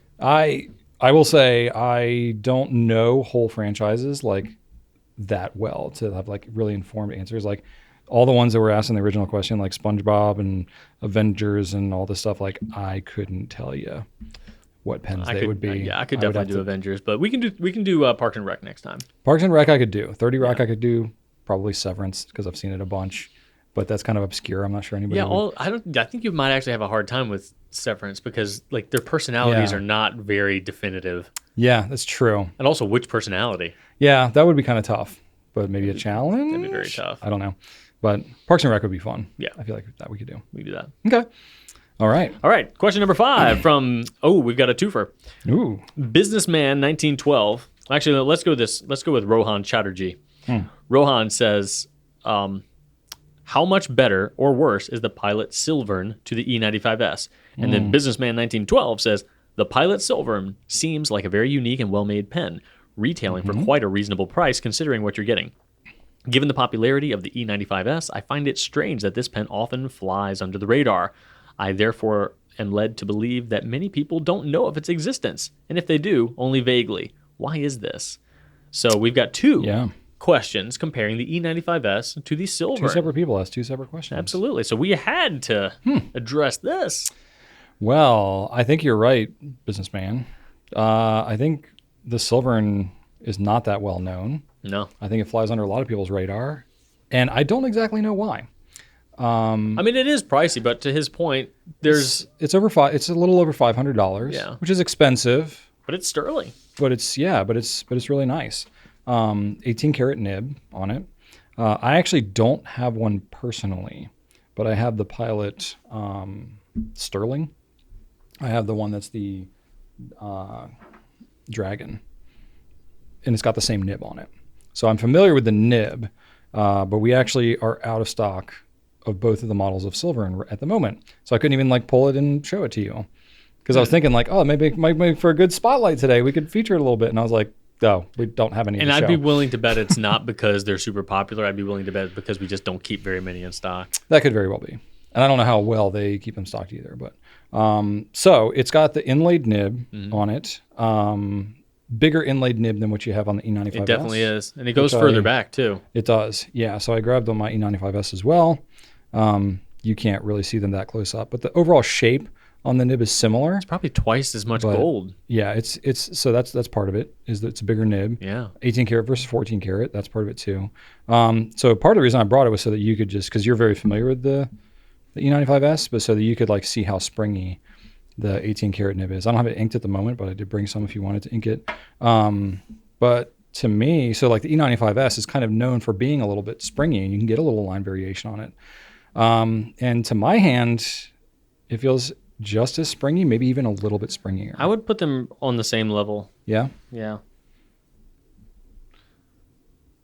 I think that the material is probably a little bit more springy, but I think that because the E95S is a bit thinner, I think it compensates for the amount of bounce. I think that if Yeah, I think so. maybe, I don't know, but it feels fantastic. They both feel really nice. It's a really nice writing pen. Yeah. Like this, the nib. So it's really just on the Silvern. It's on these Sterlings, and I'm trying to think what other pens they've had these on a bunch of vintage pens as well. So I have a couple of vintage pilots that have that style of nib. I actually have this one. I can't remember what the name of this pen is actually. Shame on me. This one's kind of interesting because it's got the inlay nib that's basically the size of the E95S, but it's an 18 karat nib. So I don't know what's going on with this one, but this is vintage. I love that grid design. The grid is very cool. So one of the Silverns has this kind of grid texture to it. So they both look gorgeous. And I believe, if I'm not mistaken, that the Silverns, they are sterling, but I think they're coated, so they won't tarnish like these ones are. Like these I just brought out of my collection. They are silver and they're unfinished. So they kind of yellow up and look kind of gross after I love a this. while. I love it just the way it is. It reminds me of like a DC Metro or something like that. I don't know. But then like literally just a little jeweler's cloth, which we have our little Goulet cloth here, which the white side of it has like a bit of jeweler's rouge in it. It doesn't take a whole lot to get these silver pens looking shiny, but when you have like a polished up sterling pen, it's sort of like how you like the Monograppa nibs that are rhodium plated. They're steel nibs, but they're rhodium plated. It just looks that little bit better. I think that's when you polish up the silver. I think that's how it looks. Yeah. It just like pops more than just like a chrome pen or something like that. It just looks a little different. It's more of a rich shine. Yeah. So to me, I think the nibs are at least comparable. Definitely. Again, I have a little heavier hand, so I feel like the 18 karat is maybe a little bit springier, but probably, You're probably right. It's probably in effect, it's going to be a similar writing experience. So I would say if that's the case and you like the E95S, you probably would also very much like the Silvern. It's now, heavier. It's definitely heavier. That's the thing. That's the biggest, maybe it's a drawback, maybe it's a benefit, I don't know. But the Silvern weighs about twice what the E95S does. The E95S is a pretty light pen. It's 17 grams. You know, it's like a Lamy Safari. It's pretty light. So the Silvern is 34 grams. Woo. So in my opinion, anytime you get above 30 grams, you're getting into like heavy pen territory. Yeah. It weighs about what a Pilot Metal Falcon does. This is interesting because this dragon that you have, which isn't a sterling, or is a sterling but not a Silvern, actually has a legit snap cap. Yeah. Which is not something Pilot often does. They don't often do that. Yeah. So like not they've got the not on gold nib pens anyway. Right. And that's, I think the Silverns are the same way because it's basically the same kind of format. That's why I brought this pen. So it's kind of interesting though because it's not just a snap cap. It still has the metal bands in there like the E95S does. You feel it when so you it's like post, kind of a though. softer kind of close. Yeah, it definitely holds on nice better with the deep. post. It posts deep. Yeah. And you don't feel like you're like scratching up the metal or That's a anything like really that. nice pen. Yeah, but then, you know, so it has sort of like a little bit of the softness of as the bands are kind of grabbing onto the material, but then it snaps very firmly in place. So I really like it. Yeah, as an owner and lover of the E95S, I would absolutely save up for and be certainly pleased with a Silvern. Yeah, I think, you know, again, similar writing experience. So just dollar for dollar, the E95S is going to be more popular because it's more accessible. Most people don't like heavier pens as a whole. Anytime you get over 30 grams, I think you're decreasing, you know, how much people are going to want those necessarily. But that said, it's not a huge pen. So I think it would be comfortable in most people's hands. And if you have smaller hands, you don't have to cap it. Like it's long enough, even in my big hand, it's long enough for me to use it uncapped. So I think that it would be comfortable enough to use. And then I didn't look up what the body weight is on it alone, but it's going to be less than with the cap, obviously. And I think that would be comfortable for most people. The grip is resin as well, which you would think like maybe makes the back of the pen like weigh a lot, but it's not that bad. It's actually pretty well balanced. You know, when you put the cap on it, it's maybe a slightly back weighted, but because it posts so deep, it doesn't throw it off too bad. Yes. Sometimes if you have a pen that's got like a resin grip and then a metal body, you can feel like the thing's like trying to have an arm wrestling contest with you, you know, pulling your hand back. But this one's pretty well balanced. So it's a great pen. I think it flies under most people's radar, but it absolutely deserves some love. They also look really nice, a couple different designs. So it's definitely worth a look. And yeah, I'm curious if anybody has any of these pens, any Silverns or any of the Sterlings for that matter, because it's the same nib.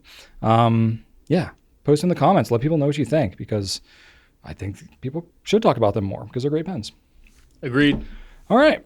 So you can email us at pencast@gouletpens.com, especially if you're an audio listener. Excuse me. Ooh, burping. And that's it for Q&A this week. And then we have a pen spotlight, Drew, on the Justus 95. This will be fun. All right, here we go. The Just Us. All right, Just Us 95. And Drew, a special treat for you and our Pencast audience. Why do you have that sticker still on there? You know, I wanted it to be authentic. Ugh.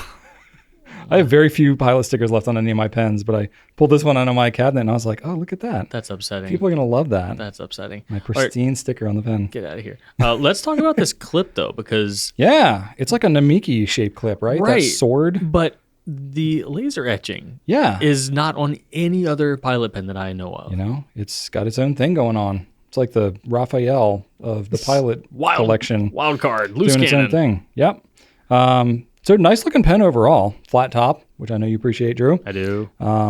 It's a pretty good size pen. I see we've got some texture here, too. We do have some texture. It's very, very small lines, which you can feel, but it's not bothersome at all to me. And maybe if you're like really, really sensitive to it, you wouldn't like it, but it's so subtle. But it's just enough to kind of see, like, it look a little bit like, hey, there's some texture there. Center band says Pilot Japan Justus 95. I don't know if it has a different name anywhere else. It might just be Justus 95. I don't know that. That's a good question. Because it's a newer pen. It came out within the last decade. We remember when this pen came out because we were in existence. I'm going to unscrew it from the body because that is the only thing that feels natural. So this is what is weird about this pen. Very unique. It's the only pen I know that has this functionality. And this is what makes it so special. So we were talking about soft nibs earlier in this episode, and this nib is both. Wait, what? So it's an adjustable softness nib, which is why I thought it would be kind of appropriate to talk about it here with all the talk. So right now I have it in hard mode, which, you know, it's got a little H and an S on here. So if you turn it to the H mode, which I've got it on right now, you've basically got this bar that goes out over top of the nib that gives it, you know, resistance, gives it pressure, so the nib will not basically flex out. And it will remain hard. If you take and you twist this, that bar retracts into the grip. Not fully, but got a little ink on my thumb. Oh my gosh, looks like I'm bleeding blue. There, nice inky fingers. So if you retract it all the way, then you get a soft nib. So I guess technically it is a soft nib, but the bar prohibits it from being its soft. Softness. It hardens it up. It's a very interesting. So, and you can have like sort of in between if you want, sort of a half soft, half hard. So I figured, you know, I just inked it up, obviously, because I have ink all over my fingers. I didn't actually start writing with it. So this is like so it's freshly dipped. A freshly inked, so totally saturated feed. Normally it does not burp like that, but you know, also part of it when you first fill it, like you're going to have ink like up under that bar and stuff like that. So it's going to be pretty wet. So I thought, you know, why not take this thing for a test drive? I can just, it's a fairly big pen, but it's not huge. I would consider it more of like a mid-size pen. It's about like a Pro Gear size. And it's 27 grams overall weight-wise, so that's pretty reasonable. This one, it comes with a Con 70 converter, which is the best, but you can use any of the Pilot converters or cartridges with it. It's the best if you like a refillable ink cartridge with extra cleaning area. There you go. So I don't really know what I'm going to write, but I'll just go. How about I start talking so that you can write something, because Brian and I both have a very difficult time talking while writing. So what that bar is essentially doing is just stopping movement. So this pen performs a function by limiting a function.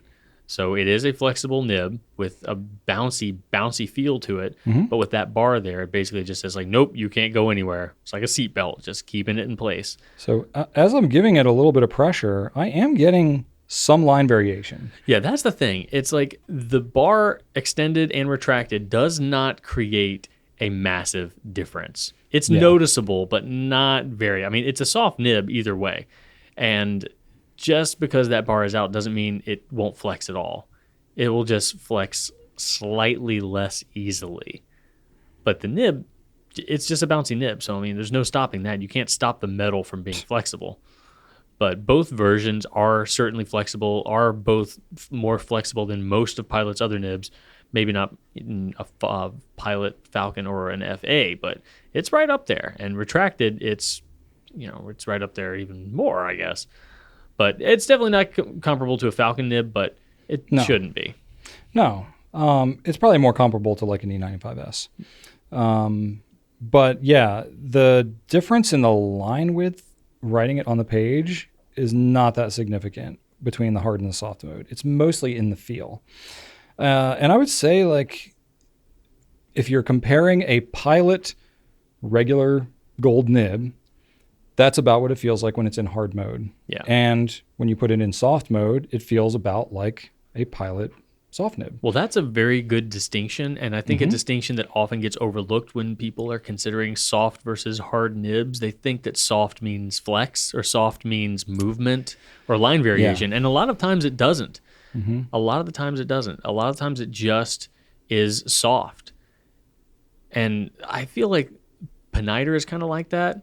Another hard P for y'all, sorry. Their quill nib is a very bendy nib, but it doesn't create a ton of line variation. I think it's an incredibly comfortable nib, and I really love it.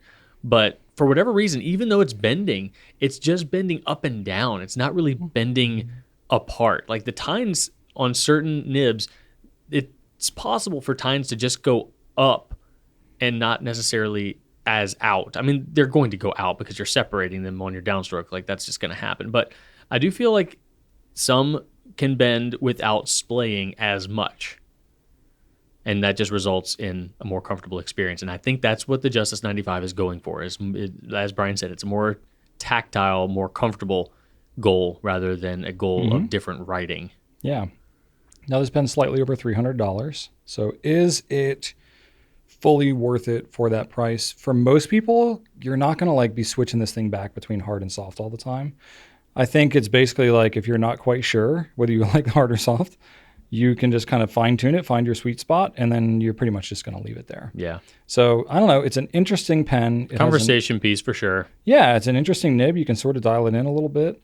It's mostly in how it's going to feel to you, more so than how it looks on paper. But it's a good build quality. It's a great writing pen. The balance is really nice.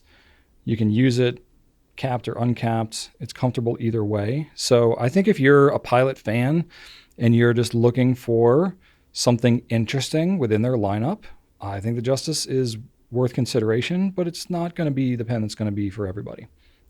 But I enjoy mine, and I think you would enjoy yours too if you find these things appealing. Cool. I got so much ink on my fingers now. That really just like made a huge mess. Okay, cool.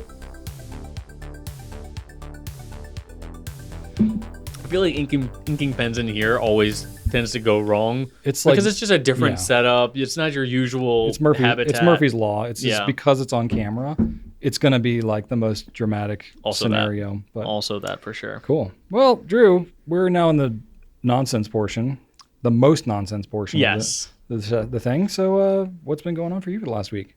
Well, I started my new book. I mentioned a while ago that I bought Stephen King's 11/22/63, which is the day John F. Kennedy was shot and killed. Oh, okay. And it's been sitting around. So I bought my mom the same book for Christmas. Oh. And because she's just been a reading machine in the Really? last couple of years. She's just, more or less, her life has not been full of hobbies, but for whatever reason, she has been a reading fool. She's been going to the library, just reading and reading and reading and reading. So worst things you could do with your time. Yeah, absolutely. Yeah. So I went ahead and bought her this, and I thought, because this book, despite being a relatively new Stephen King book compared to like his entire bibliography, has been consistently up in like top 10, top 5 lists. So I know it's good. So I bought her that.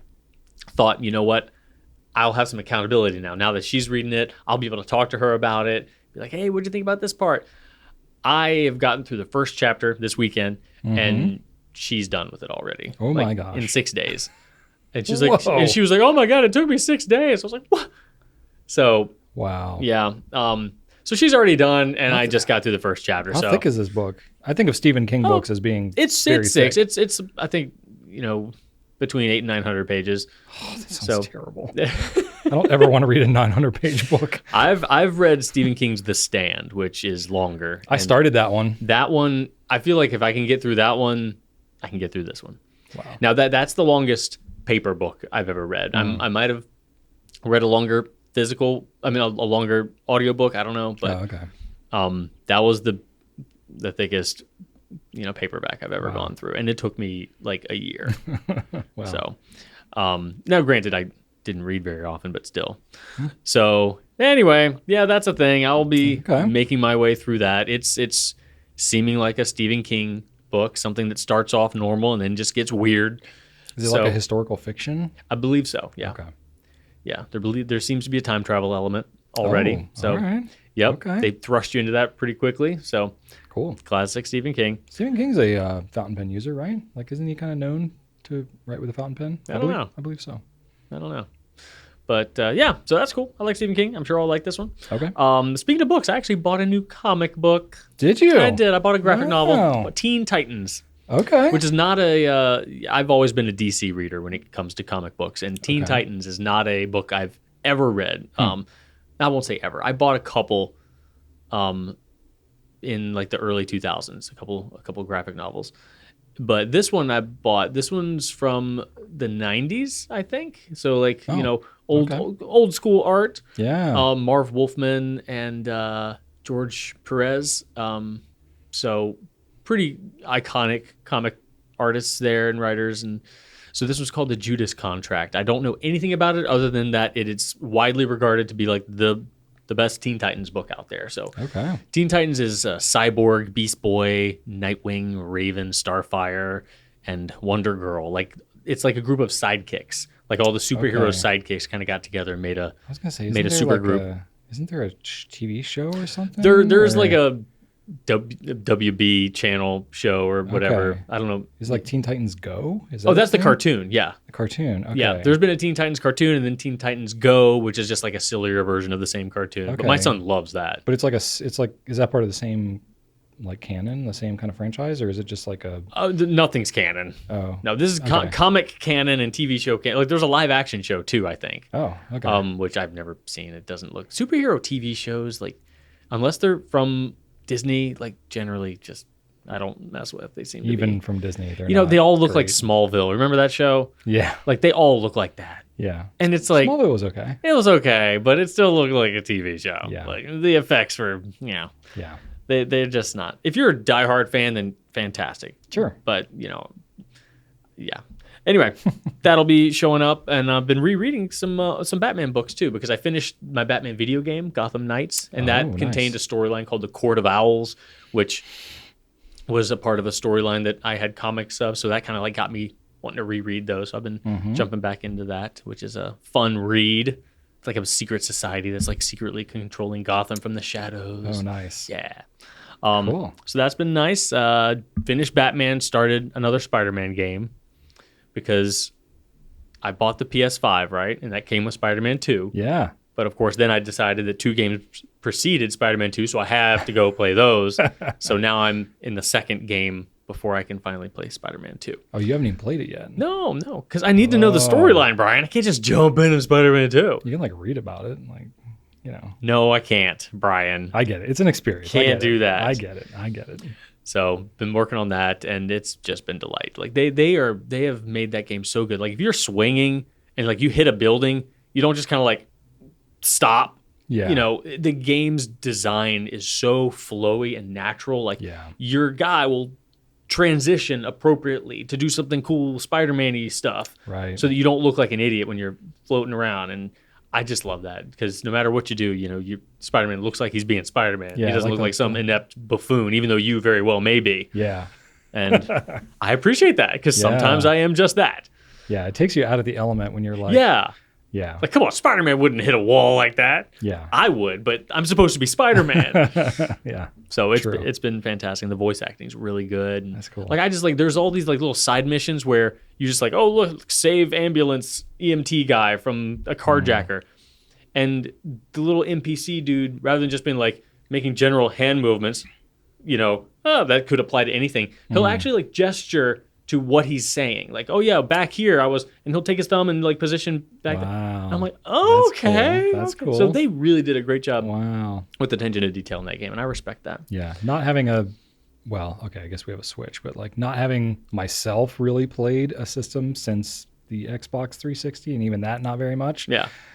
I'm like very out of the loop of like what modern video games are like, and it like, kind of blows my mind. Yeah, that's pretty impressive, right? Yeah, like that is impressive. I haven't seen that before. So even with other modern games, okay, you know, you generally see like if you see a rando EMT dude that you just saved, like he's gonna do some rando NPC hand motions, but when he pointed to, he was like, yeah, back there, and he gestured back there. I'm like, whoa, you mean like for real back there? Like, okay, nice. I will say one of the more entertaining things that my kids do is they will just walk around like NPCs. Yeah, Archer has an NPC wave that he likes to do. Yes. It's Joseph in particular is really good at it. Nice. It's pretty hilarious because he'll just like bust it out, especially if like Ellie's involved in something or she has a friend over or whatever, and there's like a lot of activity going on.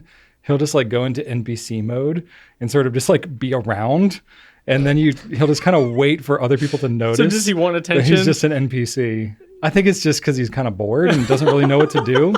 So he like switches into NPC mode, and it's hilarious. So if someone doesn't know, because I know not everybody's a gamer, NPC means non-playable character or non-player character. It's just a term that is used for the inhabitants of the world, like general townspeople, or that are just kind of like go on. They're programmed generally with like very a few basic actions, so they're usually kind of standing, and they're just kind of like going back and forth like this, and they'll like stop and like wave, and then like just go back. Very generic gestures. So it's pretty funny. All right. And then, Shannon had her shows. That was like the big thing this weekend. She had a show on Friday, had a show on Saturday. So I went to both of those, dropped Archer off for a sleepover event on Friday. So didn't have him on Friday, but I attended both shows and both went excellently well. She almost sold out both appearances. Oh, that's awesome. So she's getting paid, which is great. Sweet. She's funding our entire trip to Disney with performance money this year. Wow, like that's she awesome. I know it's Good for just her. I tell you, it's been fantastic. She's gifting that to me and Archer for Wow, all the that's hard really work cool. she's done throughout the last That's really 365 days. So that's been marvelous. And she did a great job despite not like having anything scripted. She had every song kind of had a meaning to her, and she kind of explained why the song was important to her and her journey. It was themed around how she went to the Governor's School for the Arts in Virginia Beach and dropped out because she was not very supported. She had an instructor that was that didn't quite, inspire her, encourage. So she felt bad about it, dropped out, didn't feel like she was destined for that, but then found her own way back to the stage through community and volunteer theater. Yeah. So it was kind of a love letter to that transition. And that whole thing turned into her figuring out that she does a really good Patsy Cline. So she's sang Patsy Cline, She really does. a half dozen times professionally. She's singing Patsy Cline with the Richmond Symphony this month. And through that, she kind of found her way back here. But the last song she did was this amazing song called They Don't Let You in the Opera If You're a Country Star. And she was at Governor's School of the Arts for opera. And that's what she wanted to do. But then she found her way back to the stage through happenstance singing Patsy Cline, which she's not in love with that. It just happened to be something that she, was good at. So that song was about a country singer who wanted to be an opera singer, but she moved to Tennessee and just started singing country and then couldn't get into the opera after that because they're like, no, you're not suitable. But it's a comedic song. Huh. And it goes that, like, I don't know, if you want to listen to it because it's a funny thing, but the way the song goes, it has a beginning, a middle, and an end. Yeah. And she gets to do opera, she gets to sing country, she gets to do a snooty British accent in the middle of it. That's awesome. It was hilarious, and it just wrapped up everything marvelously. And I hadn't heard it until the show. Oh, wow. And she just killed it. She had everybody in stitches. It was marvelous. So That's awesome. so very proud of her. She was just marvelous. And her frequent director, Amy, who directs a lot of her volunteer theater projects, came with her sister, who's just a huge fan of hers, and they had a sign made up of her head on a stick. That's awesome. And was waving it around halfway through the performance, and so that got a couple chuckles out of her, obviously. But no, it was a really nice time both nights. She killed it, and she was just very comfortable and at ease, which is something I can't comprehend because me up there would be just silent and nervous, and I'd get sick and run away. So, but hey, that's us. That's awesome. We get different things out of that. That's cool. So that was great, and then it snowed last night. Yeah. And we woke up this morning and everything was white, and I found out that my dog Hank, who's normally just a lazy pile of nothing, loves the snow. Like he was running around. Doesn't Hank hate the rain? He hates the rain. Like won't be outside. Won't be outside. But loves the snow. Loves the snow. He was just like he was doing the whole like dog that can't decide what to do, kind of like golden retrievers always do. Yeah. He was doing that like out in the snow. I'm like, this thing wakes up after having been in the crate all night. Will get out of the crate, go over to his bed, and sleep some more. Like that's Hank. Wow. And yet he's go outside just running circles around my raised bed with Felix, his son, just going nuts. So that was hilarious. Didn't expect to see that. Wow. So while all that's going, Archer is just wanting to eat snow, just eating snow, just munching on it like it's food. Yeah. He just thinks that's the best thing in the world. And he brought it in, wanted to put it in a bowl and just eat it. I was like, do you want some stuff to put on it? And he's like, yeah. So I brought him a bunch of crap to put on it, some sprinkles, some chocolate stuff. And he covered it in all manner of accoutrement. And then he got promptly disgusted when it started to melt and he was left with like water and chocolate and, like, ooze. sprinkles and, And he's just like, he went and spit something out and dumped it. I mean, Archer, it's just water. It's because I asked him, like, do you want to like mix in some milk maybe? And he's like, no, that's gross. It's like, okay. All right. And then he's left with like a puddle of chocolatey, caramelly water. Gross. It was so terrible. My kids, when they do like snow cone, because we have like a little shaved ice like snow cone machine. Oh, type cool. thing. Yeah. So they make that kind of stuff on a regular basis. They put the weirdest stuff in there. Oh. But they're just, Like what? experimenting. Oh, I mean, some of it's not so bad. Like, like orange juice, or like soda. And does that not like clog up the machine? No, you like shave the ice and then it's sort of like a snow cone. So you like pour you put it on pour top. on the stuff after. Oh, okay. I see. Okay. But certain things they try, like, chocolate syrup and stuff like that. And it's just like, it doesn't work well. It needs to be absorbent. Yeah. Okay. But, anything syrupy will work well because that's like what you put on snow cones, right? Yeah, it can't go all the way through it. Yeah. But it needs to permeate a little bit. Yeah. I tell you what, my kids did recently. They took Fresca and they poured it into an ice cube tray and froze them. And they shaved that. Oh. So it was like a Fresca snow cone. Have you ever had Fresca and orange juice? It's magnificent. I can see it going It's really fantastic. well Oh, Fresca's amazing. It's just like Fresca. Add Fresca to anything. It makes it better. I agree. I'm all in on Fresca. Fantastic. Yeah. Fresca and grape nuts. Give it to me. Oh, God. You had to ruin it. Not together. Not combined. Fun fact, I grabbed the Fresca to have with my lunch today, and I ate my whole lunch, and I hadn't opened the Fresca, and I was like, I guess I'll save this for later. I don't want to just drink an entire Fresca alone. I want it like with food. Anyway. Okay.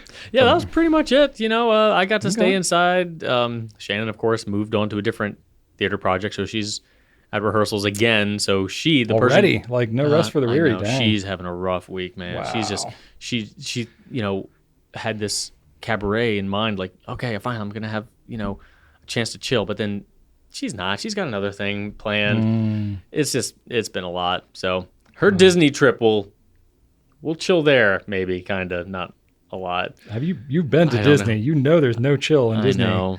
She's a tired lady. She's a tired lady right now. Yeah. So I'm doing my best to support her and just trying to help her remember, like, hey, no matter what, after rehearsals, you and I are going to chill. We're going to have some snacks. We're going to watch Community. You're going to snuggle with some puppies. Nice. And that's going to just need to be enough right now, and because it's what we got. So, hey, well, you're earning your part of the Disney trip by supporting her post rehearsals, right? That's part of it. It's something. But at least I don't bring my work home with me at all. Like I am 100% there for her. So I'm fortunate that, the tribulations of my professional life don't, extend to the home at all. So, well, it's good. I'm glad. Glad to hear that for many reasons. Yeah.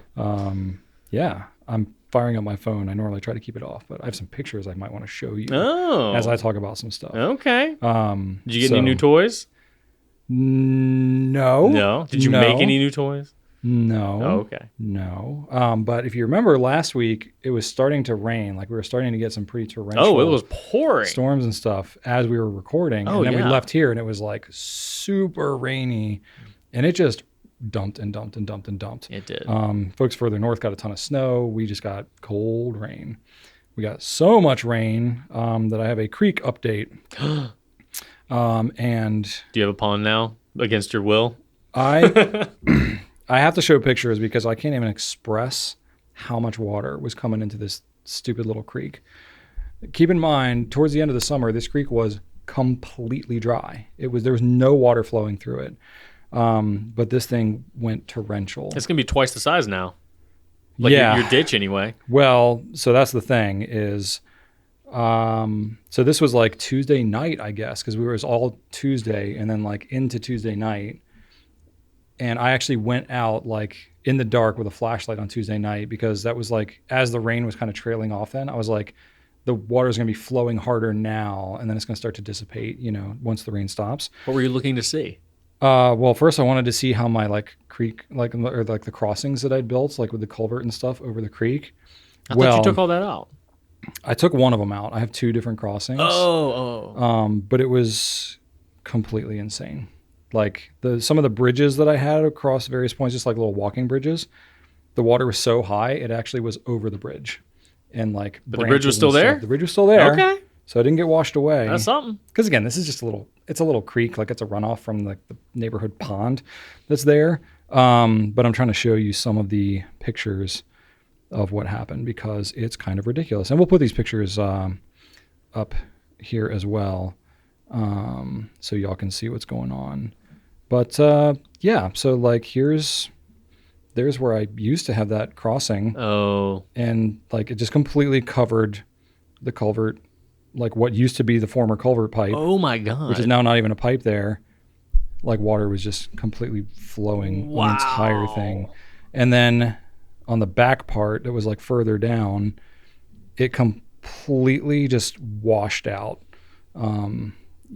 Like the water was over top of my culvert pipe and it was flowing. Oh, I see the pipe. Yeah. Yeah. So there's a pipe. The pipe is completely buried. This is an 18-inch pipe. Oh my God. Completely buried. And then it just went over and just flowed over top of my entire. It's still doing its job though. Little road. Kinda. The water's pouring out of there, but I mean, it was just dumping. Wow. I mean, it was literally like a flood. Like it just flooded out and it just washed away like so half the road that I had done there. Man. Like that's normally water never crosses that. If that pipe was twice the size, that still wouldn't have helped. Yeah, it was just like, this was like a historic kind of a amount of water. I mean, we had all kinds of like flash flood warnings and all this kind of stuff. We did. So and they did school delays, They did, yeah. They canceled school the next day because there was so much But yet water. It snowed yesterday and, school was just delayed today, so. Yeah. So weather's weird. But you know what? I love that though. Like I was thinking today, just being out there with the snow around me and some rain on my head, I feel just, I am so overjoyed just being in active weather. And because it makes me feel, this is going to sound cheesy, but it makes me feel like I'm a part of something alive. Like when you're just out there in nature and it's not doing anything, it's just air, then you just go about your life. You're just kind of like, oh, ho hum. But then when it's doing stuff, it reminds you that like you're just a part of this. You are just a tiny little part of this. You are just, nature is just is happening around you. And being reminded of that when it's in your face, on you, around you, it's humbling and beautiful because you realize that there's something just so much bigger and more powerful than you can possibly comprehend. No matter what we do, no matter what we build, we are still nothing compared to that. And that's literally why I'm bringing this up, because I've been talking about, like, I bought some waders and I was clearing out the creek and all the sand and stuff like that. Literally all of that was just, as I was like watching this happen, I was like, wow, none of that matters now, because literally all of the work that I just did was undone. And now there's a whole lot more work that, so now I'm like, well, I had that culvert pipe there, but it's like, I've had it there for a year and it's been fine. And then we had this super heavy rain and now it just washed out everything. And I'm like, apparently is an insufficient solution. So I need to sort of rethink that whole situation now. And I'm just like, very humbled by that, and granted, this is like not at all crucial infrastructure kind of stuff. I would have obviously researched and taken this more seriously had it been anything more than just like a drainage ditch, basically. But even still, with a little drainage ditch, it was so humbling just to see like all the work I put in and the time I spent out there and just sitting there watching it get flooded. I'm like, wow, I am insignificant. Yeah, but there's something beautiful in that compared to nature. It's the same thing as being humbled by the vastness of space or something like that. But that, like, being completely pwned by nature is a tradition going back to the dawn of humanity. Yeah, absolutely. We have, and there are civilizations that deal with this every day. Waking up, they have to go and fix the thing that broke overnight. It is a great unifier. Like the battle against nature and or just like trying to just keep our crap standing against the forces of the earth is just a time-honored tradition and sometimes a futile one. It's a part of life. It is. Existence. It's a great unifier because we all struggle against that, and we will all continue to struggle against that until the earth implodes. Yes. Snow, I think, is just one of those that's the most like that. Like shoveling snow. Yeah. You're like, this is the most futile activity I could do, because literally I'm going to shovel, especially around here where we are, our snow doesn't stick around that long. So if we get like 3 or 4 inches, like everybody's slipping, sliding all over the place. Nobody knows how to drive in snow around here. And so you'll get that and you'll be like shoveling snow and you're like, it's so much work and you get so tired, and then you're just like, I'm literally just moving something that's going to melt and then not be here in a day or two, and it won't even matter that I ever did this. Yeah. It's like such a like existential experience, but it's very humbling in that way, and I appreciate that about it. It is. Yeah. So all that happened last week. It was kind of dramatic. Now all of my creekness and all that kind of stuff is, as much as it was kind of a mess in process before, now it's a total mess, like natural disaster type mess. And I'm just like, I need to just take a beat and think about what I want to do with it. Because here's the thing though, I know you will come back with a vengeance. I will. And it will be something. But it's not like, oh, no, screw nature, I'm going to fight it. I'm like, no, I want to work with nature. Yeah, but this is a learn. Like, you are hungry for criticism and learning opportunities because it levels you up. Yeah. And you view things like this as like okay, I have new information now. Yeah. What can I do with this? Yes. And ultimately you're going to end up with something that you're proud of, you're more proud of. Yeah. Yeah. It's just going to have to be different than what it was before. But yeah, do take your beat. Do take your beat. Thing is, like, it could go another decade and not get that much rain. Like, it was that much rain that we got. But whatever. Anyway, I'll figure it out. You could go another decade and, never need cybersecurity liability either. But you know what? Man, you're just pouring it on, Drew. Wow. Yeah. But better to have it, right? Yeah. Better to go overboard now than to be crushed under. It's definitely better to learn from your mistakes. The sooner the better. Yeah. I'll tell you one thing, though. I'm glad that I filled in that log grave, because if we had had that much rain, oh my gosh, it would have flooded the whole yard. It would have been a disaster. Because that thing flooded with like a couple hours of rain. Oh, you were talking about the pit. Yeah, the big Oh, pit so you're that I saying, like, just filled in. I'm glad I had filled it in. Oh, yes. Because all of this rain that we got would have been on top. It would have been such a mess. So at least that is. I mean, it's still a mess because it's so muddy. I can't even like finish off the top of it. So I have this like construction site mud pit thing going on in the backyard. Just imagining, Brian, why do we have a pond? Well, honey, I dug a hole that I meant to put some logs in. I want to bury my logs in. But I forgot. Log grave 2.0. But I didn't put logs in it quick enough. I didn't put it in quick enough, so it filled with water. I mean, that did happen. So I had that conversation with her. And then it was like, okay, honey. But it didn't I finished up dinner. Okay, honey, I got to go out and siphon the swimming pool out of the log grave. And she's like, what are you even talking about? I'm like, just don't worry about it. I'm just going to be outside for a little bit in the dark. And I need all my garden hoses. The image of you looking at a completely flooded yard because you dug a log hole. Yep. I'm glad it didn't happen. I have to laugh at myself. I don't want that for you, but all of this has happened because of myself. Imagery. I caused all of this. No one has to cross this creek. I'm the only one who goes back there. So, it's all just my fault. The culvert was there. No, I put that there. Wait, the ditch? Well, the ditch was there. That's what I meant. Sorry. Yeah. The ditch was already there. So yeah. But nobody ever crossed it until I came along. So if you hadn't put that pipe there, would it have still? It would just been a creek. Oh, it's been a very full creek. Oh, and life would have gone on. Oh. But no, because I put a bunch of crap in the way of the creek, that normally flows through fine, but then didn't. Now all the crap I put there is all messed up now. I love that so much. So, in a way, it's kind of reassuring because it's like, well, when I die or whatever, we move, whatever happens, nature's going to take this thing back real quick. And it'll be like nothing ever happened. And like watching my trails, now that I've had my trails for a couple of years, of course, like we had high winds with the rain and stuff too. There's like a couple of trees. Yeah, there's some like, 16-inch trees that literally just like snapped at the base and are now like across the trail. And I'm like, cool, get to go cut that down. So I'm like, literally, if I don't maintain these things, it'll be like a year and it'll be like it never happened. So Brian, in that way, I'm like, okay, I'm not screwing anything up too bad because nature's going to take it back. You've heard of the Colossus of Rhodes, right? The Colossus of Rhodes. It was one of the original 7 wonders of the world. It was in Rhodes, Greece. It straddled the shipping port. It was a massive statue of a Greek warrior of some kind, and it's gone. Like, no one knows. It's just doesn't exist anymore. It got destroyed by an invading force of some kind at some point. And it's just gone. Yeah. No more. Colossus of Rhodes. Wow. It was magnificent. Yeah. Gigantic. Probably the biggest statue made at the time, but it's gone. Yeah. So, your culvert, the Colossus of Rhodes. Yeah. Pretty much the same thing. But, whether you're a culvert or a colossus, nature will always win. Yeah, exactly. Nature will always win.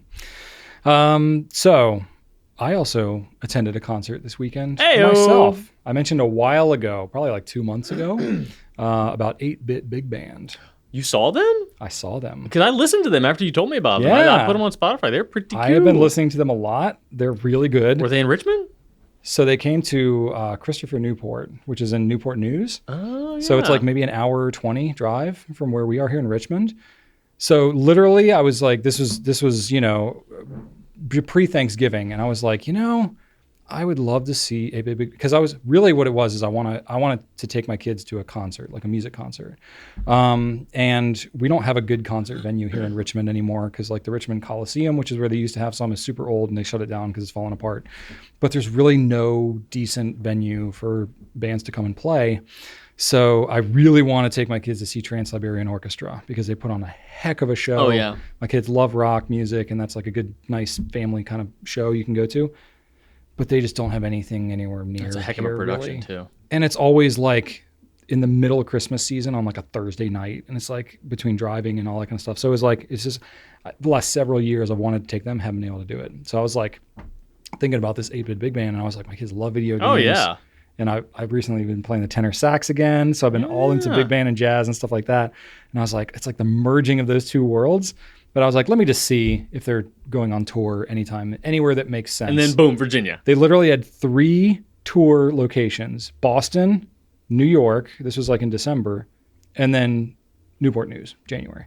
I was like, why are they coming here? Are they based on the East Coast? I think they're based out of New York City. Wow. And I was like, I mean, this is like a 30 to 65 piece orchestra. Like it's a quite a bit of people to coordinate. And Maybe I was it was like a last minute thing and they could only put together. Wow, that's so awesome. If you go on their website now, still, it just has those 3 dates and it's like more tour dates coming.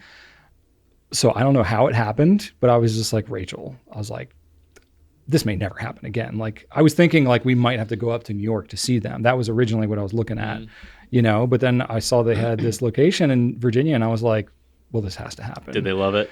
They loved it. Oh my gosh. They loved it. It was so great. The energy was so good. It was tons of So I'm sure Joseph probably recognized more games, right? I mean, both of them. They both are pretty into it. Yeah. Did they do some modern stuff for them? Yeah, they did a bunch of modern stuff. I know on Spotify, a lot of their stuff was kind of retro. Oh, they have a lot of modern stuff. Like their new album has a lot of modern stuff. Oh, cool. Yeah, Persona 5 and Portal and stuff like that. Like Final Fantasy. They do all kinds of stuff. But they got plenty of, Mario and Sonic and stuff like that too. Very cool. DuckTales. Well, did they play any of your favorites? They did Bob on Battlefield. Is that from Mario 64? Oh, so good. Yeah, that's a good one. So good. I love that one. They did that. They did a bunch of them that, it was a lot from their 4th album because they have 4 albums out now. Yeah, they did a lot of really good ones. But honestly, they could play anything. So you would see them again? Oh yeah, 100%. If it ever made sense, I would see them as many times as I possibly could. Do you think Rachel would have liked it? Oh yeah, she did like it. She went? Oh, yeah, we went as a family. Oh wow, okay. But that was like kind of borderline because she was not feeling super great. I just assumed she didn't go. No, we bought the tickets and all that kind of stuff, and it was like, okay, all right. And it's involves going places and doing stuff. So it was never a sure bet, and even leading up to it is like she was not feeling great day of, and I was even just like, you know what, okay, honey, don't worry about it. Like take a nap in the afternoon, try taking some medicine or whatever. I won't get into the details, but I was like, if you're not feeling up to it, I'll take the kids. It'll be fine. We'll still have a good time. But if you are up to it, I know it'd be memorable. And it was like basically on the bubble right up until we needed to leave. Probably much. Good that she got a concert under her belt before you guys went to another one. Yeah. Like a little, primer. Yeah. And she was like, she wouldn't have gone on her own, but to be there with the kids. And this was like the kids' first like actual concert. Yeah. More than like just, whatever. Yeah, they really haven't been to much anything live. I can't imagine Archer ever wanting to go see a concert. Like he's gone to musicals. Like we went to see Frozen over here. But as far as like a band, like we went to see his friend Sal, who does he does guitar lessons. And his guitar school put on a concert, and he was in there the whole time just plugging his ears, miserable. Like why do people do this? Like this is too loud. Why? Yeah. We were in the parking lot, and he's like, "This is gonna be too loud. I don't want to go in there." I mean, if it's like a rock concert, yeah. Yeah. Which I would bring like hearing protection for my kids at least. Like I don't like going to like real rock concerts. Like I wear earplugs because like I'm not trying to destroy my hearing. I mean, I don't think you will at this point. Like I think that's kind of like a prolonged exposure sort of thing. I mean, it doesn't get better. Like no, you're listening right. to super loud music doesn't ever help your hearing. No. But I think one concert, I don't think it's going to do any lasting. Probably damage. not. But over time, I have a subwoofer in my car and I listen to music probably louder than I should on not a regular basis. Oh, so you're trying to like minimize the damage you've already probably done to yourself. Yeah. And when I'm in a controlled setting, yeah. But the kids had a great time. That's fantastic. Even just like as we were in the lobby, like before we went and sat down, they had a pianist who was playing and it was like some Zelda song or something like that. And Joseph was like, "Is that Zelda?" And just like the smile on his face and stuff. It was really cool. The kids had a great time and Rachel was able to go and we got, all that kind of stuff. But they were like strict, no pictures, no video kind of stuff. So I couldn't actually record anything. And I wanted to respect that too. Yeah, of course. But it was kind of neat. I think like I don't know all the details of how they made this thing happen, but I don't think it was like their normal full band. It was like there was like the professor from CNU did a solo, and there was a lot of like local people that they used to kind of supplement the band. So I think that's part of how they were able to do that. But it seemed like it was something kind of coordinated through the school, and there was like some like honor band competition or something at the college too. So there were a ton of like honor like band students and stuff that were there. That's a smart so, like, way to go about it. Yeah, so like the enthusiasm of the crowd, and it was in like a theater, so it was not like a rock band type thing. Like we were sitting down in seats and all that, so it was much more chill setting. 100%. But when we go see, we're gonna go see Sammy Hagar in July, I think, and I really hope I get to sit down. Oh yeah. I mean, I love Van Halen, but yeah, I mean they literally have a song called "Jump," so I don't know. I want to Sitting sit. down is Might as well sit. That's great. Yeah, well, they're at the age where they should be sitting down more too. But Well, yeah, this is just Sammy Hagar and Michael Anthony, but they'll be Gotcha. playing mostly Van Halen, I Nice. assume. So yeah, so that was awesome. Big fan of 8 Big Band. They actually have some of their scores that they put on their website. You can actually go to their website and listen to all their stuff. I mean, they have it on like Spotify and Apple Music or whatever. But if you are a fan of jazz music or video games, listen to them because their stuff is phenomenal. And then, so we did that. That was on Saturday. So the whole day leading up to it was like cleaning the house, doing chores, all that kind of stuff. Rachel was not feeling well, so I was trying to do everything for her. Then we drove there, came back. We got back at like 11:30 at night, woke up, and then we drove up to Northern Virginia to see Rachel's family because they were all sick around Christmas time. So we had okay, well, we'll do it this weekend instead kind of a thing because we had the holiday. So did that. So drove a whole bunch to the concert, came back, woke up, drove up there, got some snow, drove back in the snow. And then, so it was great. I mean, we just got to visit and all that kind of stuff. But I will say my brother-in-law got an Xbox Series X and had Forza Horizon 5 on that thing. And again, I've not played a modern video game, really. So you were like, this is real life. Yeah, he had told me because he was in the same boat. He had an Xbox 360 that he had gotten like right after college or something. And then he like just got this because he's got 2 young kids. And he's like, I never have time to play this. But he got some like killer deal. He bought it like Christmas Eve. He got this, like basically got everything half off.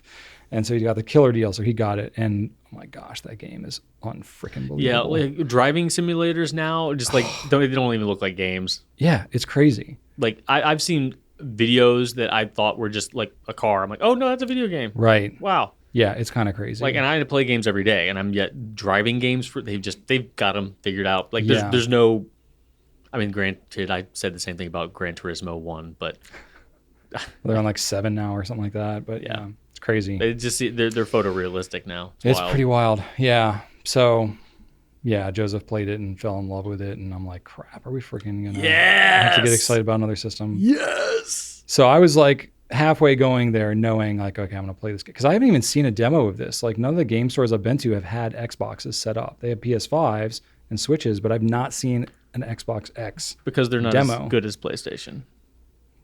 I'm not going to even have that battle because I couldn't tell you. No, there are fewer exclusive titles for the Xbox. Yeah. But I think that Forza's a big one. Yeah. It's a big one. And I have Forza 3 and 4 for the Xbox 360, which is really old now. But anyway, so it was really cool. But here's the thing, Drew, with video games now, they're too complicated.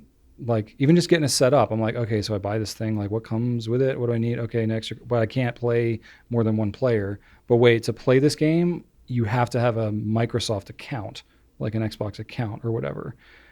So, and it's like you can buy so there's like the downloadable only version of the Xbox, but then I guess the PS5 is the same way. Yeah. And so I'm like, okay, well, what's the difference then? And how much memory do I need? And and so it's like, I'm having to research all this crap and I'm like, I don't want to do work. I don't want to do work to recreate. The 360 had the same thing with the hard drive. You had multiple options with that.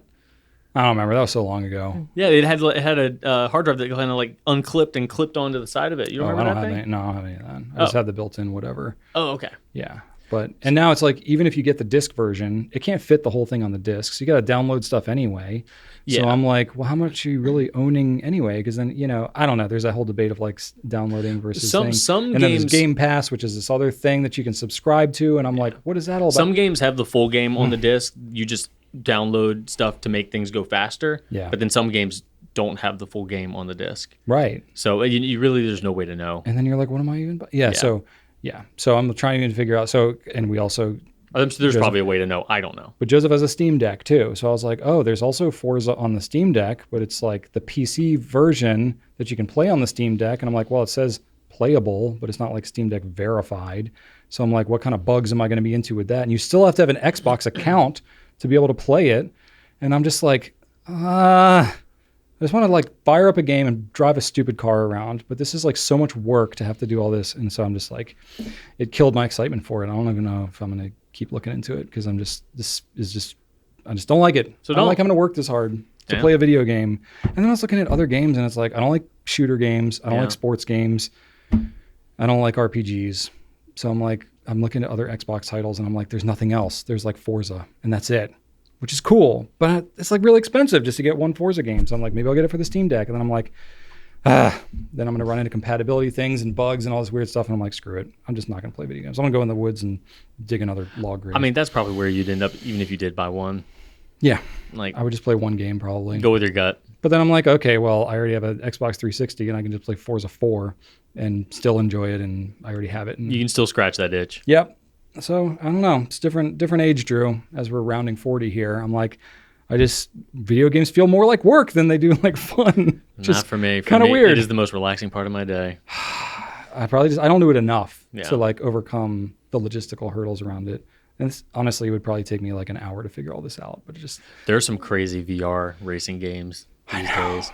it's all crazy. Yeah. But I can't and then there's people get like pedals and Yeah. steering wheels and all this kind of stuff. And there's all Massive this, displays. and I'm just like, okay, I missed it. I'm too old to have like grown up with that. Like I was a little bit ahead of that.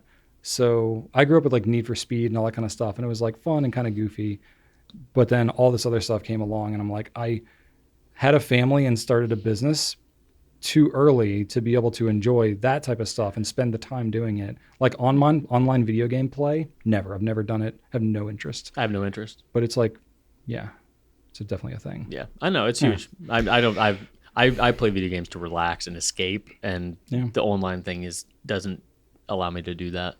But I get it. I mean, I get why people do it, and a lot of people, watching probably do too. But I don't know. I'm just complaining and being a curmudgeon. I just have too many other things that I'm like. I do woodworking. I do stuff outside. I don't think you missed kids. anything. You just like chose different hobbies. It's just like the it's like when you have a interest you're looking into. At some point, you reach and you're like, I can't. Like, oh yeah, like me and painting Nerf go guns. any further. Yeah, exactly. I was like, yeah. Oh, this sounds cool. Oh wait, no, it doesn't. I thought I would get further into. This sounds scary. I thought I would get further into this one, but like, I just like at the starting line, I was just like, I'm out. Great. This is crazy. That's great. So we'll It's see. better to find out at the beginning than find out after you make an investment of some kind. Well, what I'm going to do is if Joseph really wants it, I'm going to put all the onus on him and be like, you need to figure all this out because I don't want to do any of it.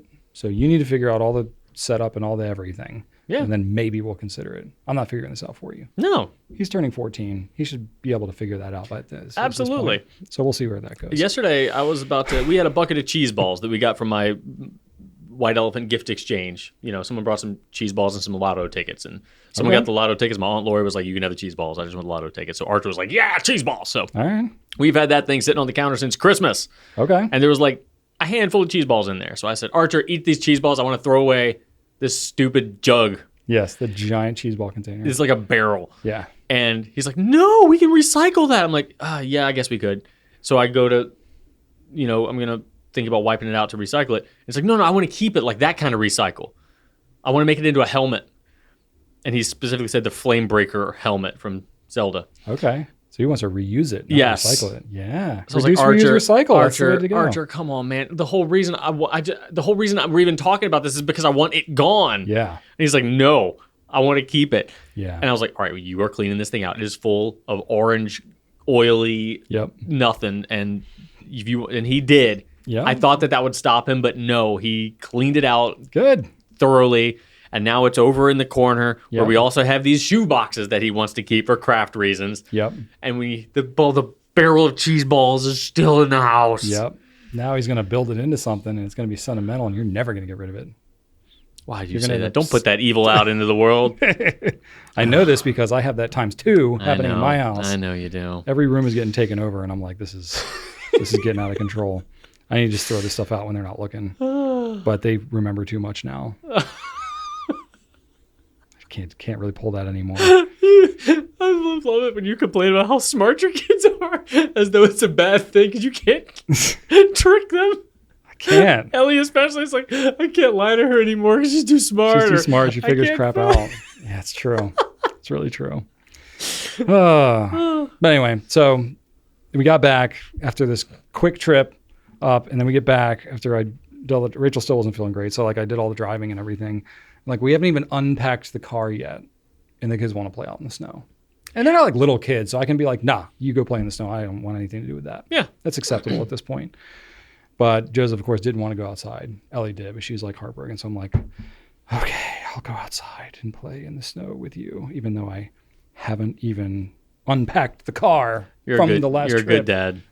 I try to have a good attitude about it. There are many, many dads that wouldn't even think about it. The fact that you even considered playing with them rather than unpacking and doing, stuff like that says a lot about you. Well, they still aren't repulsed by my presence, so that may not last forever because teenage years are coming. Yeah, the fact that you're thinking about that also says a lot. It was kind of fun. We ended up getting like 3 inches up where we were. Oh, I don't think we even got that much here at the office. I think it was very localized. I think snow that we got this my time. house probably got about an inch. Yeah, we got like a solid 3 inches. So it was like a meaningful enough amount of snow. And at least make some snowballs. Yeah, we could make some snowballs. Maybe we got 2 inches. Okay. Yeah. So we did that. We basically made snowballs, and I threw it at the side of the shed, because it was like kind of it wasn't super wet snow, but it was it was very packable. It was very powdery, but kind of packable. So I basically was like, I don't really know what we can do with this. We can't really make a snowman. It's not enough snow to do with snow angels or whatever. The kids couldn't really sled. You can chuck it though. Yeah. So we chucked snowballs. It was eatable. Yep. Ellie and I went for a walk on the trails and saw all the destruction that had happened and trees that are down. And I'm like, okay, I need to fix all this now. But it was fun, just walking around with my daughter in the snow, and it was kind of fun. That's awesome. Just making memories with the kids. And of course, none of their snow clothes fit. So that's a whole thing. But we don't really get much snow usually. So it's like, am I buying more stuff for these kids? And my snow pants don't fit quite as well because I'm a growing boy as well. I came across, despite my best efforts, I came across a pair of kids' snow boots that are extendable. Interesting. Yeah, it's like one company that makes them, and they actually can that's cool. Extend so that for parents that have kids whose feet grow year to year, and snow boots get used twice a year. Oh yeah. Because we haven't had any snow the past 2 years. I think it might still be in Kickstarter or something like that. But I was like, that's a good idea. Okay. Yeah. I'm not going to buy them, but yeah. I ended up giving my snow boots to Joseph. He wore those, and I just wore a pair of work boots that I had. We got Archer a pair of those duck boots, the rubber bottom, leather uppers, and because those can be rain or snow. Yeah, that works. Yeah. You just need waterproof, really. Yeah. Yeah. I thought about wearing my waders. I was like, well, that would work for snow. Get your money's worth. Not the warmest, but you could layer up underneath. It's a built-in sled. Yeah, pretty much. Yeah. Go walk into the creek if I want to. Anyway, so that's what I've been up to the last week. Fun. Lots of activity, lots of family things. It's been fun. Okay, so that's it for what's happening. We got one company update, and then we'll wrap it all up. Okay, company updates. We're finally not having a holiday for a couple of weeks here. Man, I got used to Valentine's working on Mondays. Yeah, I think President's Day is the next one coming up on February 19th or something. So we'll be here for a little while, open. But we have a video this week on Ink Features featuring this guy over here. So yeah, that should be fun. Go check that out if you haven't already. It's a fun one. Yeah. Some goofy editing, but it's entertaining. Oh yeah, definitely. And that's pretty much it. Stuff going on with the company right now. You know what? I'm going to admit to some serious fault in that video, Brian. Really? Yeah. Just don't tell my boss. Okay. The whole point of coming up with this video was so that I could showcase ink that does cool and unique things, like dual shading ink. Sure. Waterproof, scented, shimmer sheen. Yeah. Infinity ink. Completely forgot about the fact that Monteverde has color changing ink. Oh. Didn't say one word about it. Potentially one of the most unique features of any fountain pen ink ever, and I just did not say anything about it.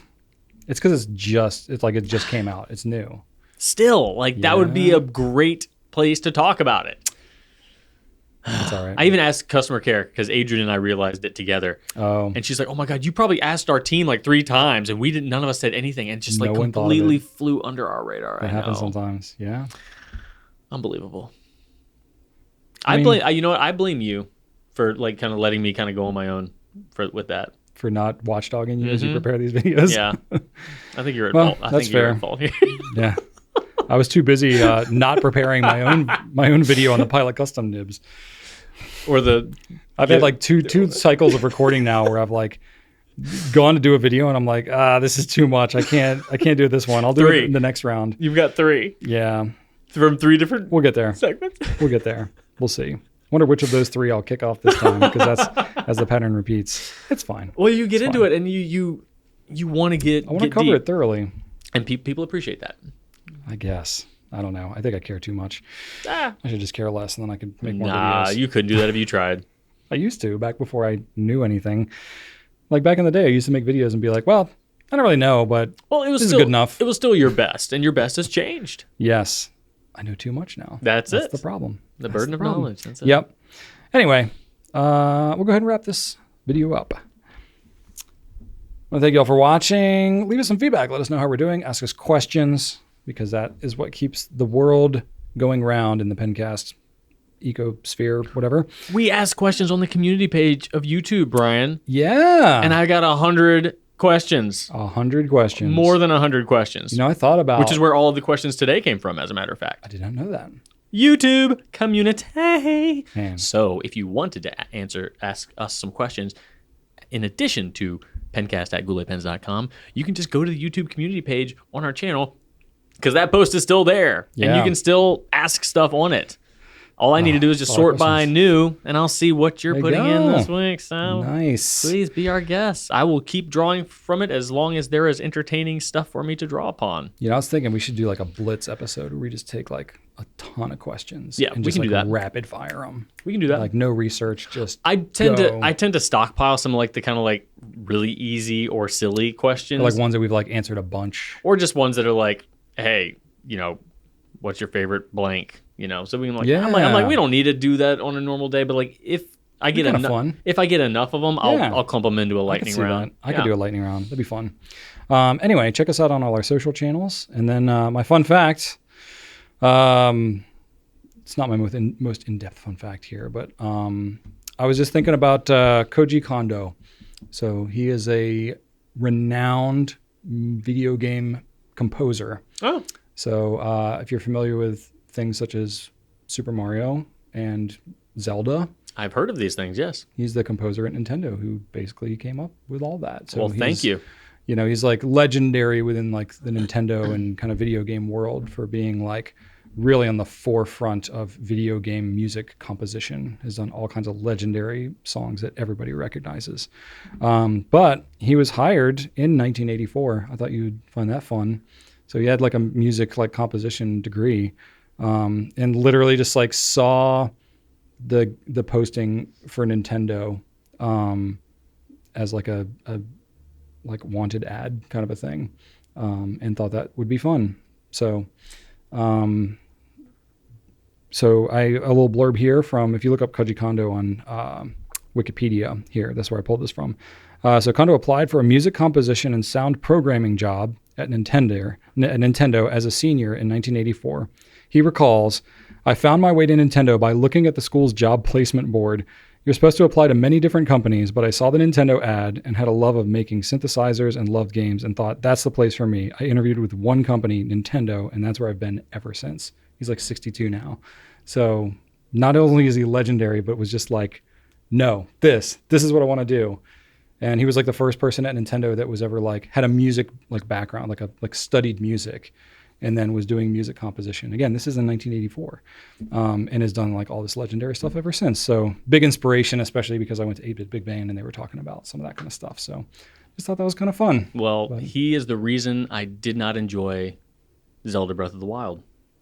Why? Yeah, because they You didn't didn't play the theme They did like at the at end. the very end in a very I know. weak rendition. Okay. I don't know. I want that theme, and I want it several times. That's one of those themes that you could play in a sad version when something sad's gonna happen. You can play it in a triumphant version when something awesome. You can rearrange it, and they just didn't. They didn't. I went the whole game waiting for when it was gonna happen and having a little bit toward the end. Like, boo! The game is dead to me now. Wow. Not really. It's a fine game, but it didn't hook me. They could have incorporated the music Because that's a more. good theme, man. Oh, It is a good so theme. good. I got the opportunity to see that in an orchestra Yeah. one year, 2014, 2013 sometime. Okay. Oh my God. Yeah. Yeah. Stunning. That's awesome. Very cool. Anyway, so video game music composition is a whole thing. Like anything else. It's I all listen to grown video over game time. soundtracks more than anything else. That's like what Joseph listens to. Yeah. We have a playlist on our shared like family music album thing. I have to listen to it on YouTube though with like ads What? because Spotify does not have original video game soundtracks on it. It depends on what franchise you're looking at. Most of the time, like if I want to A listen lot to of like Sonic stuff can be original, but like none of the Nintendo no, stuff is. I can't listen to Donkey Kong Country, which is the best video game soundtrack of all time. Fight me. It's not on there. Okay. So I have to go to YouTube. Yeah. And I don't pay for YouTube, so. Oh, well, there you go. And you just listen to ads. Yeah. That's how it works. Or Cool. just turn it off when an ad comes up. Well, you can do that too. Cool. Anyway, hope you all have a wonderful week. We'll catch you next time, and thanks for watching. Right on.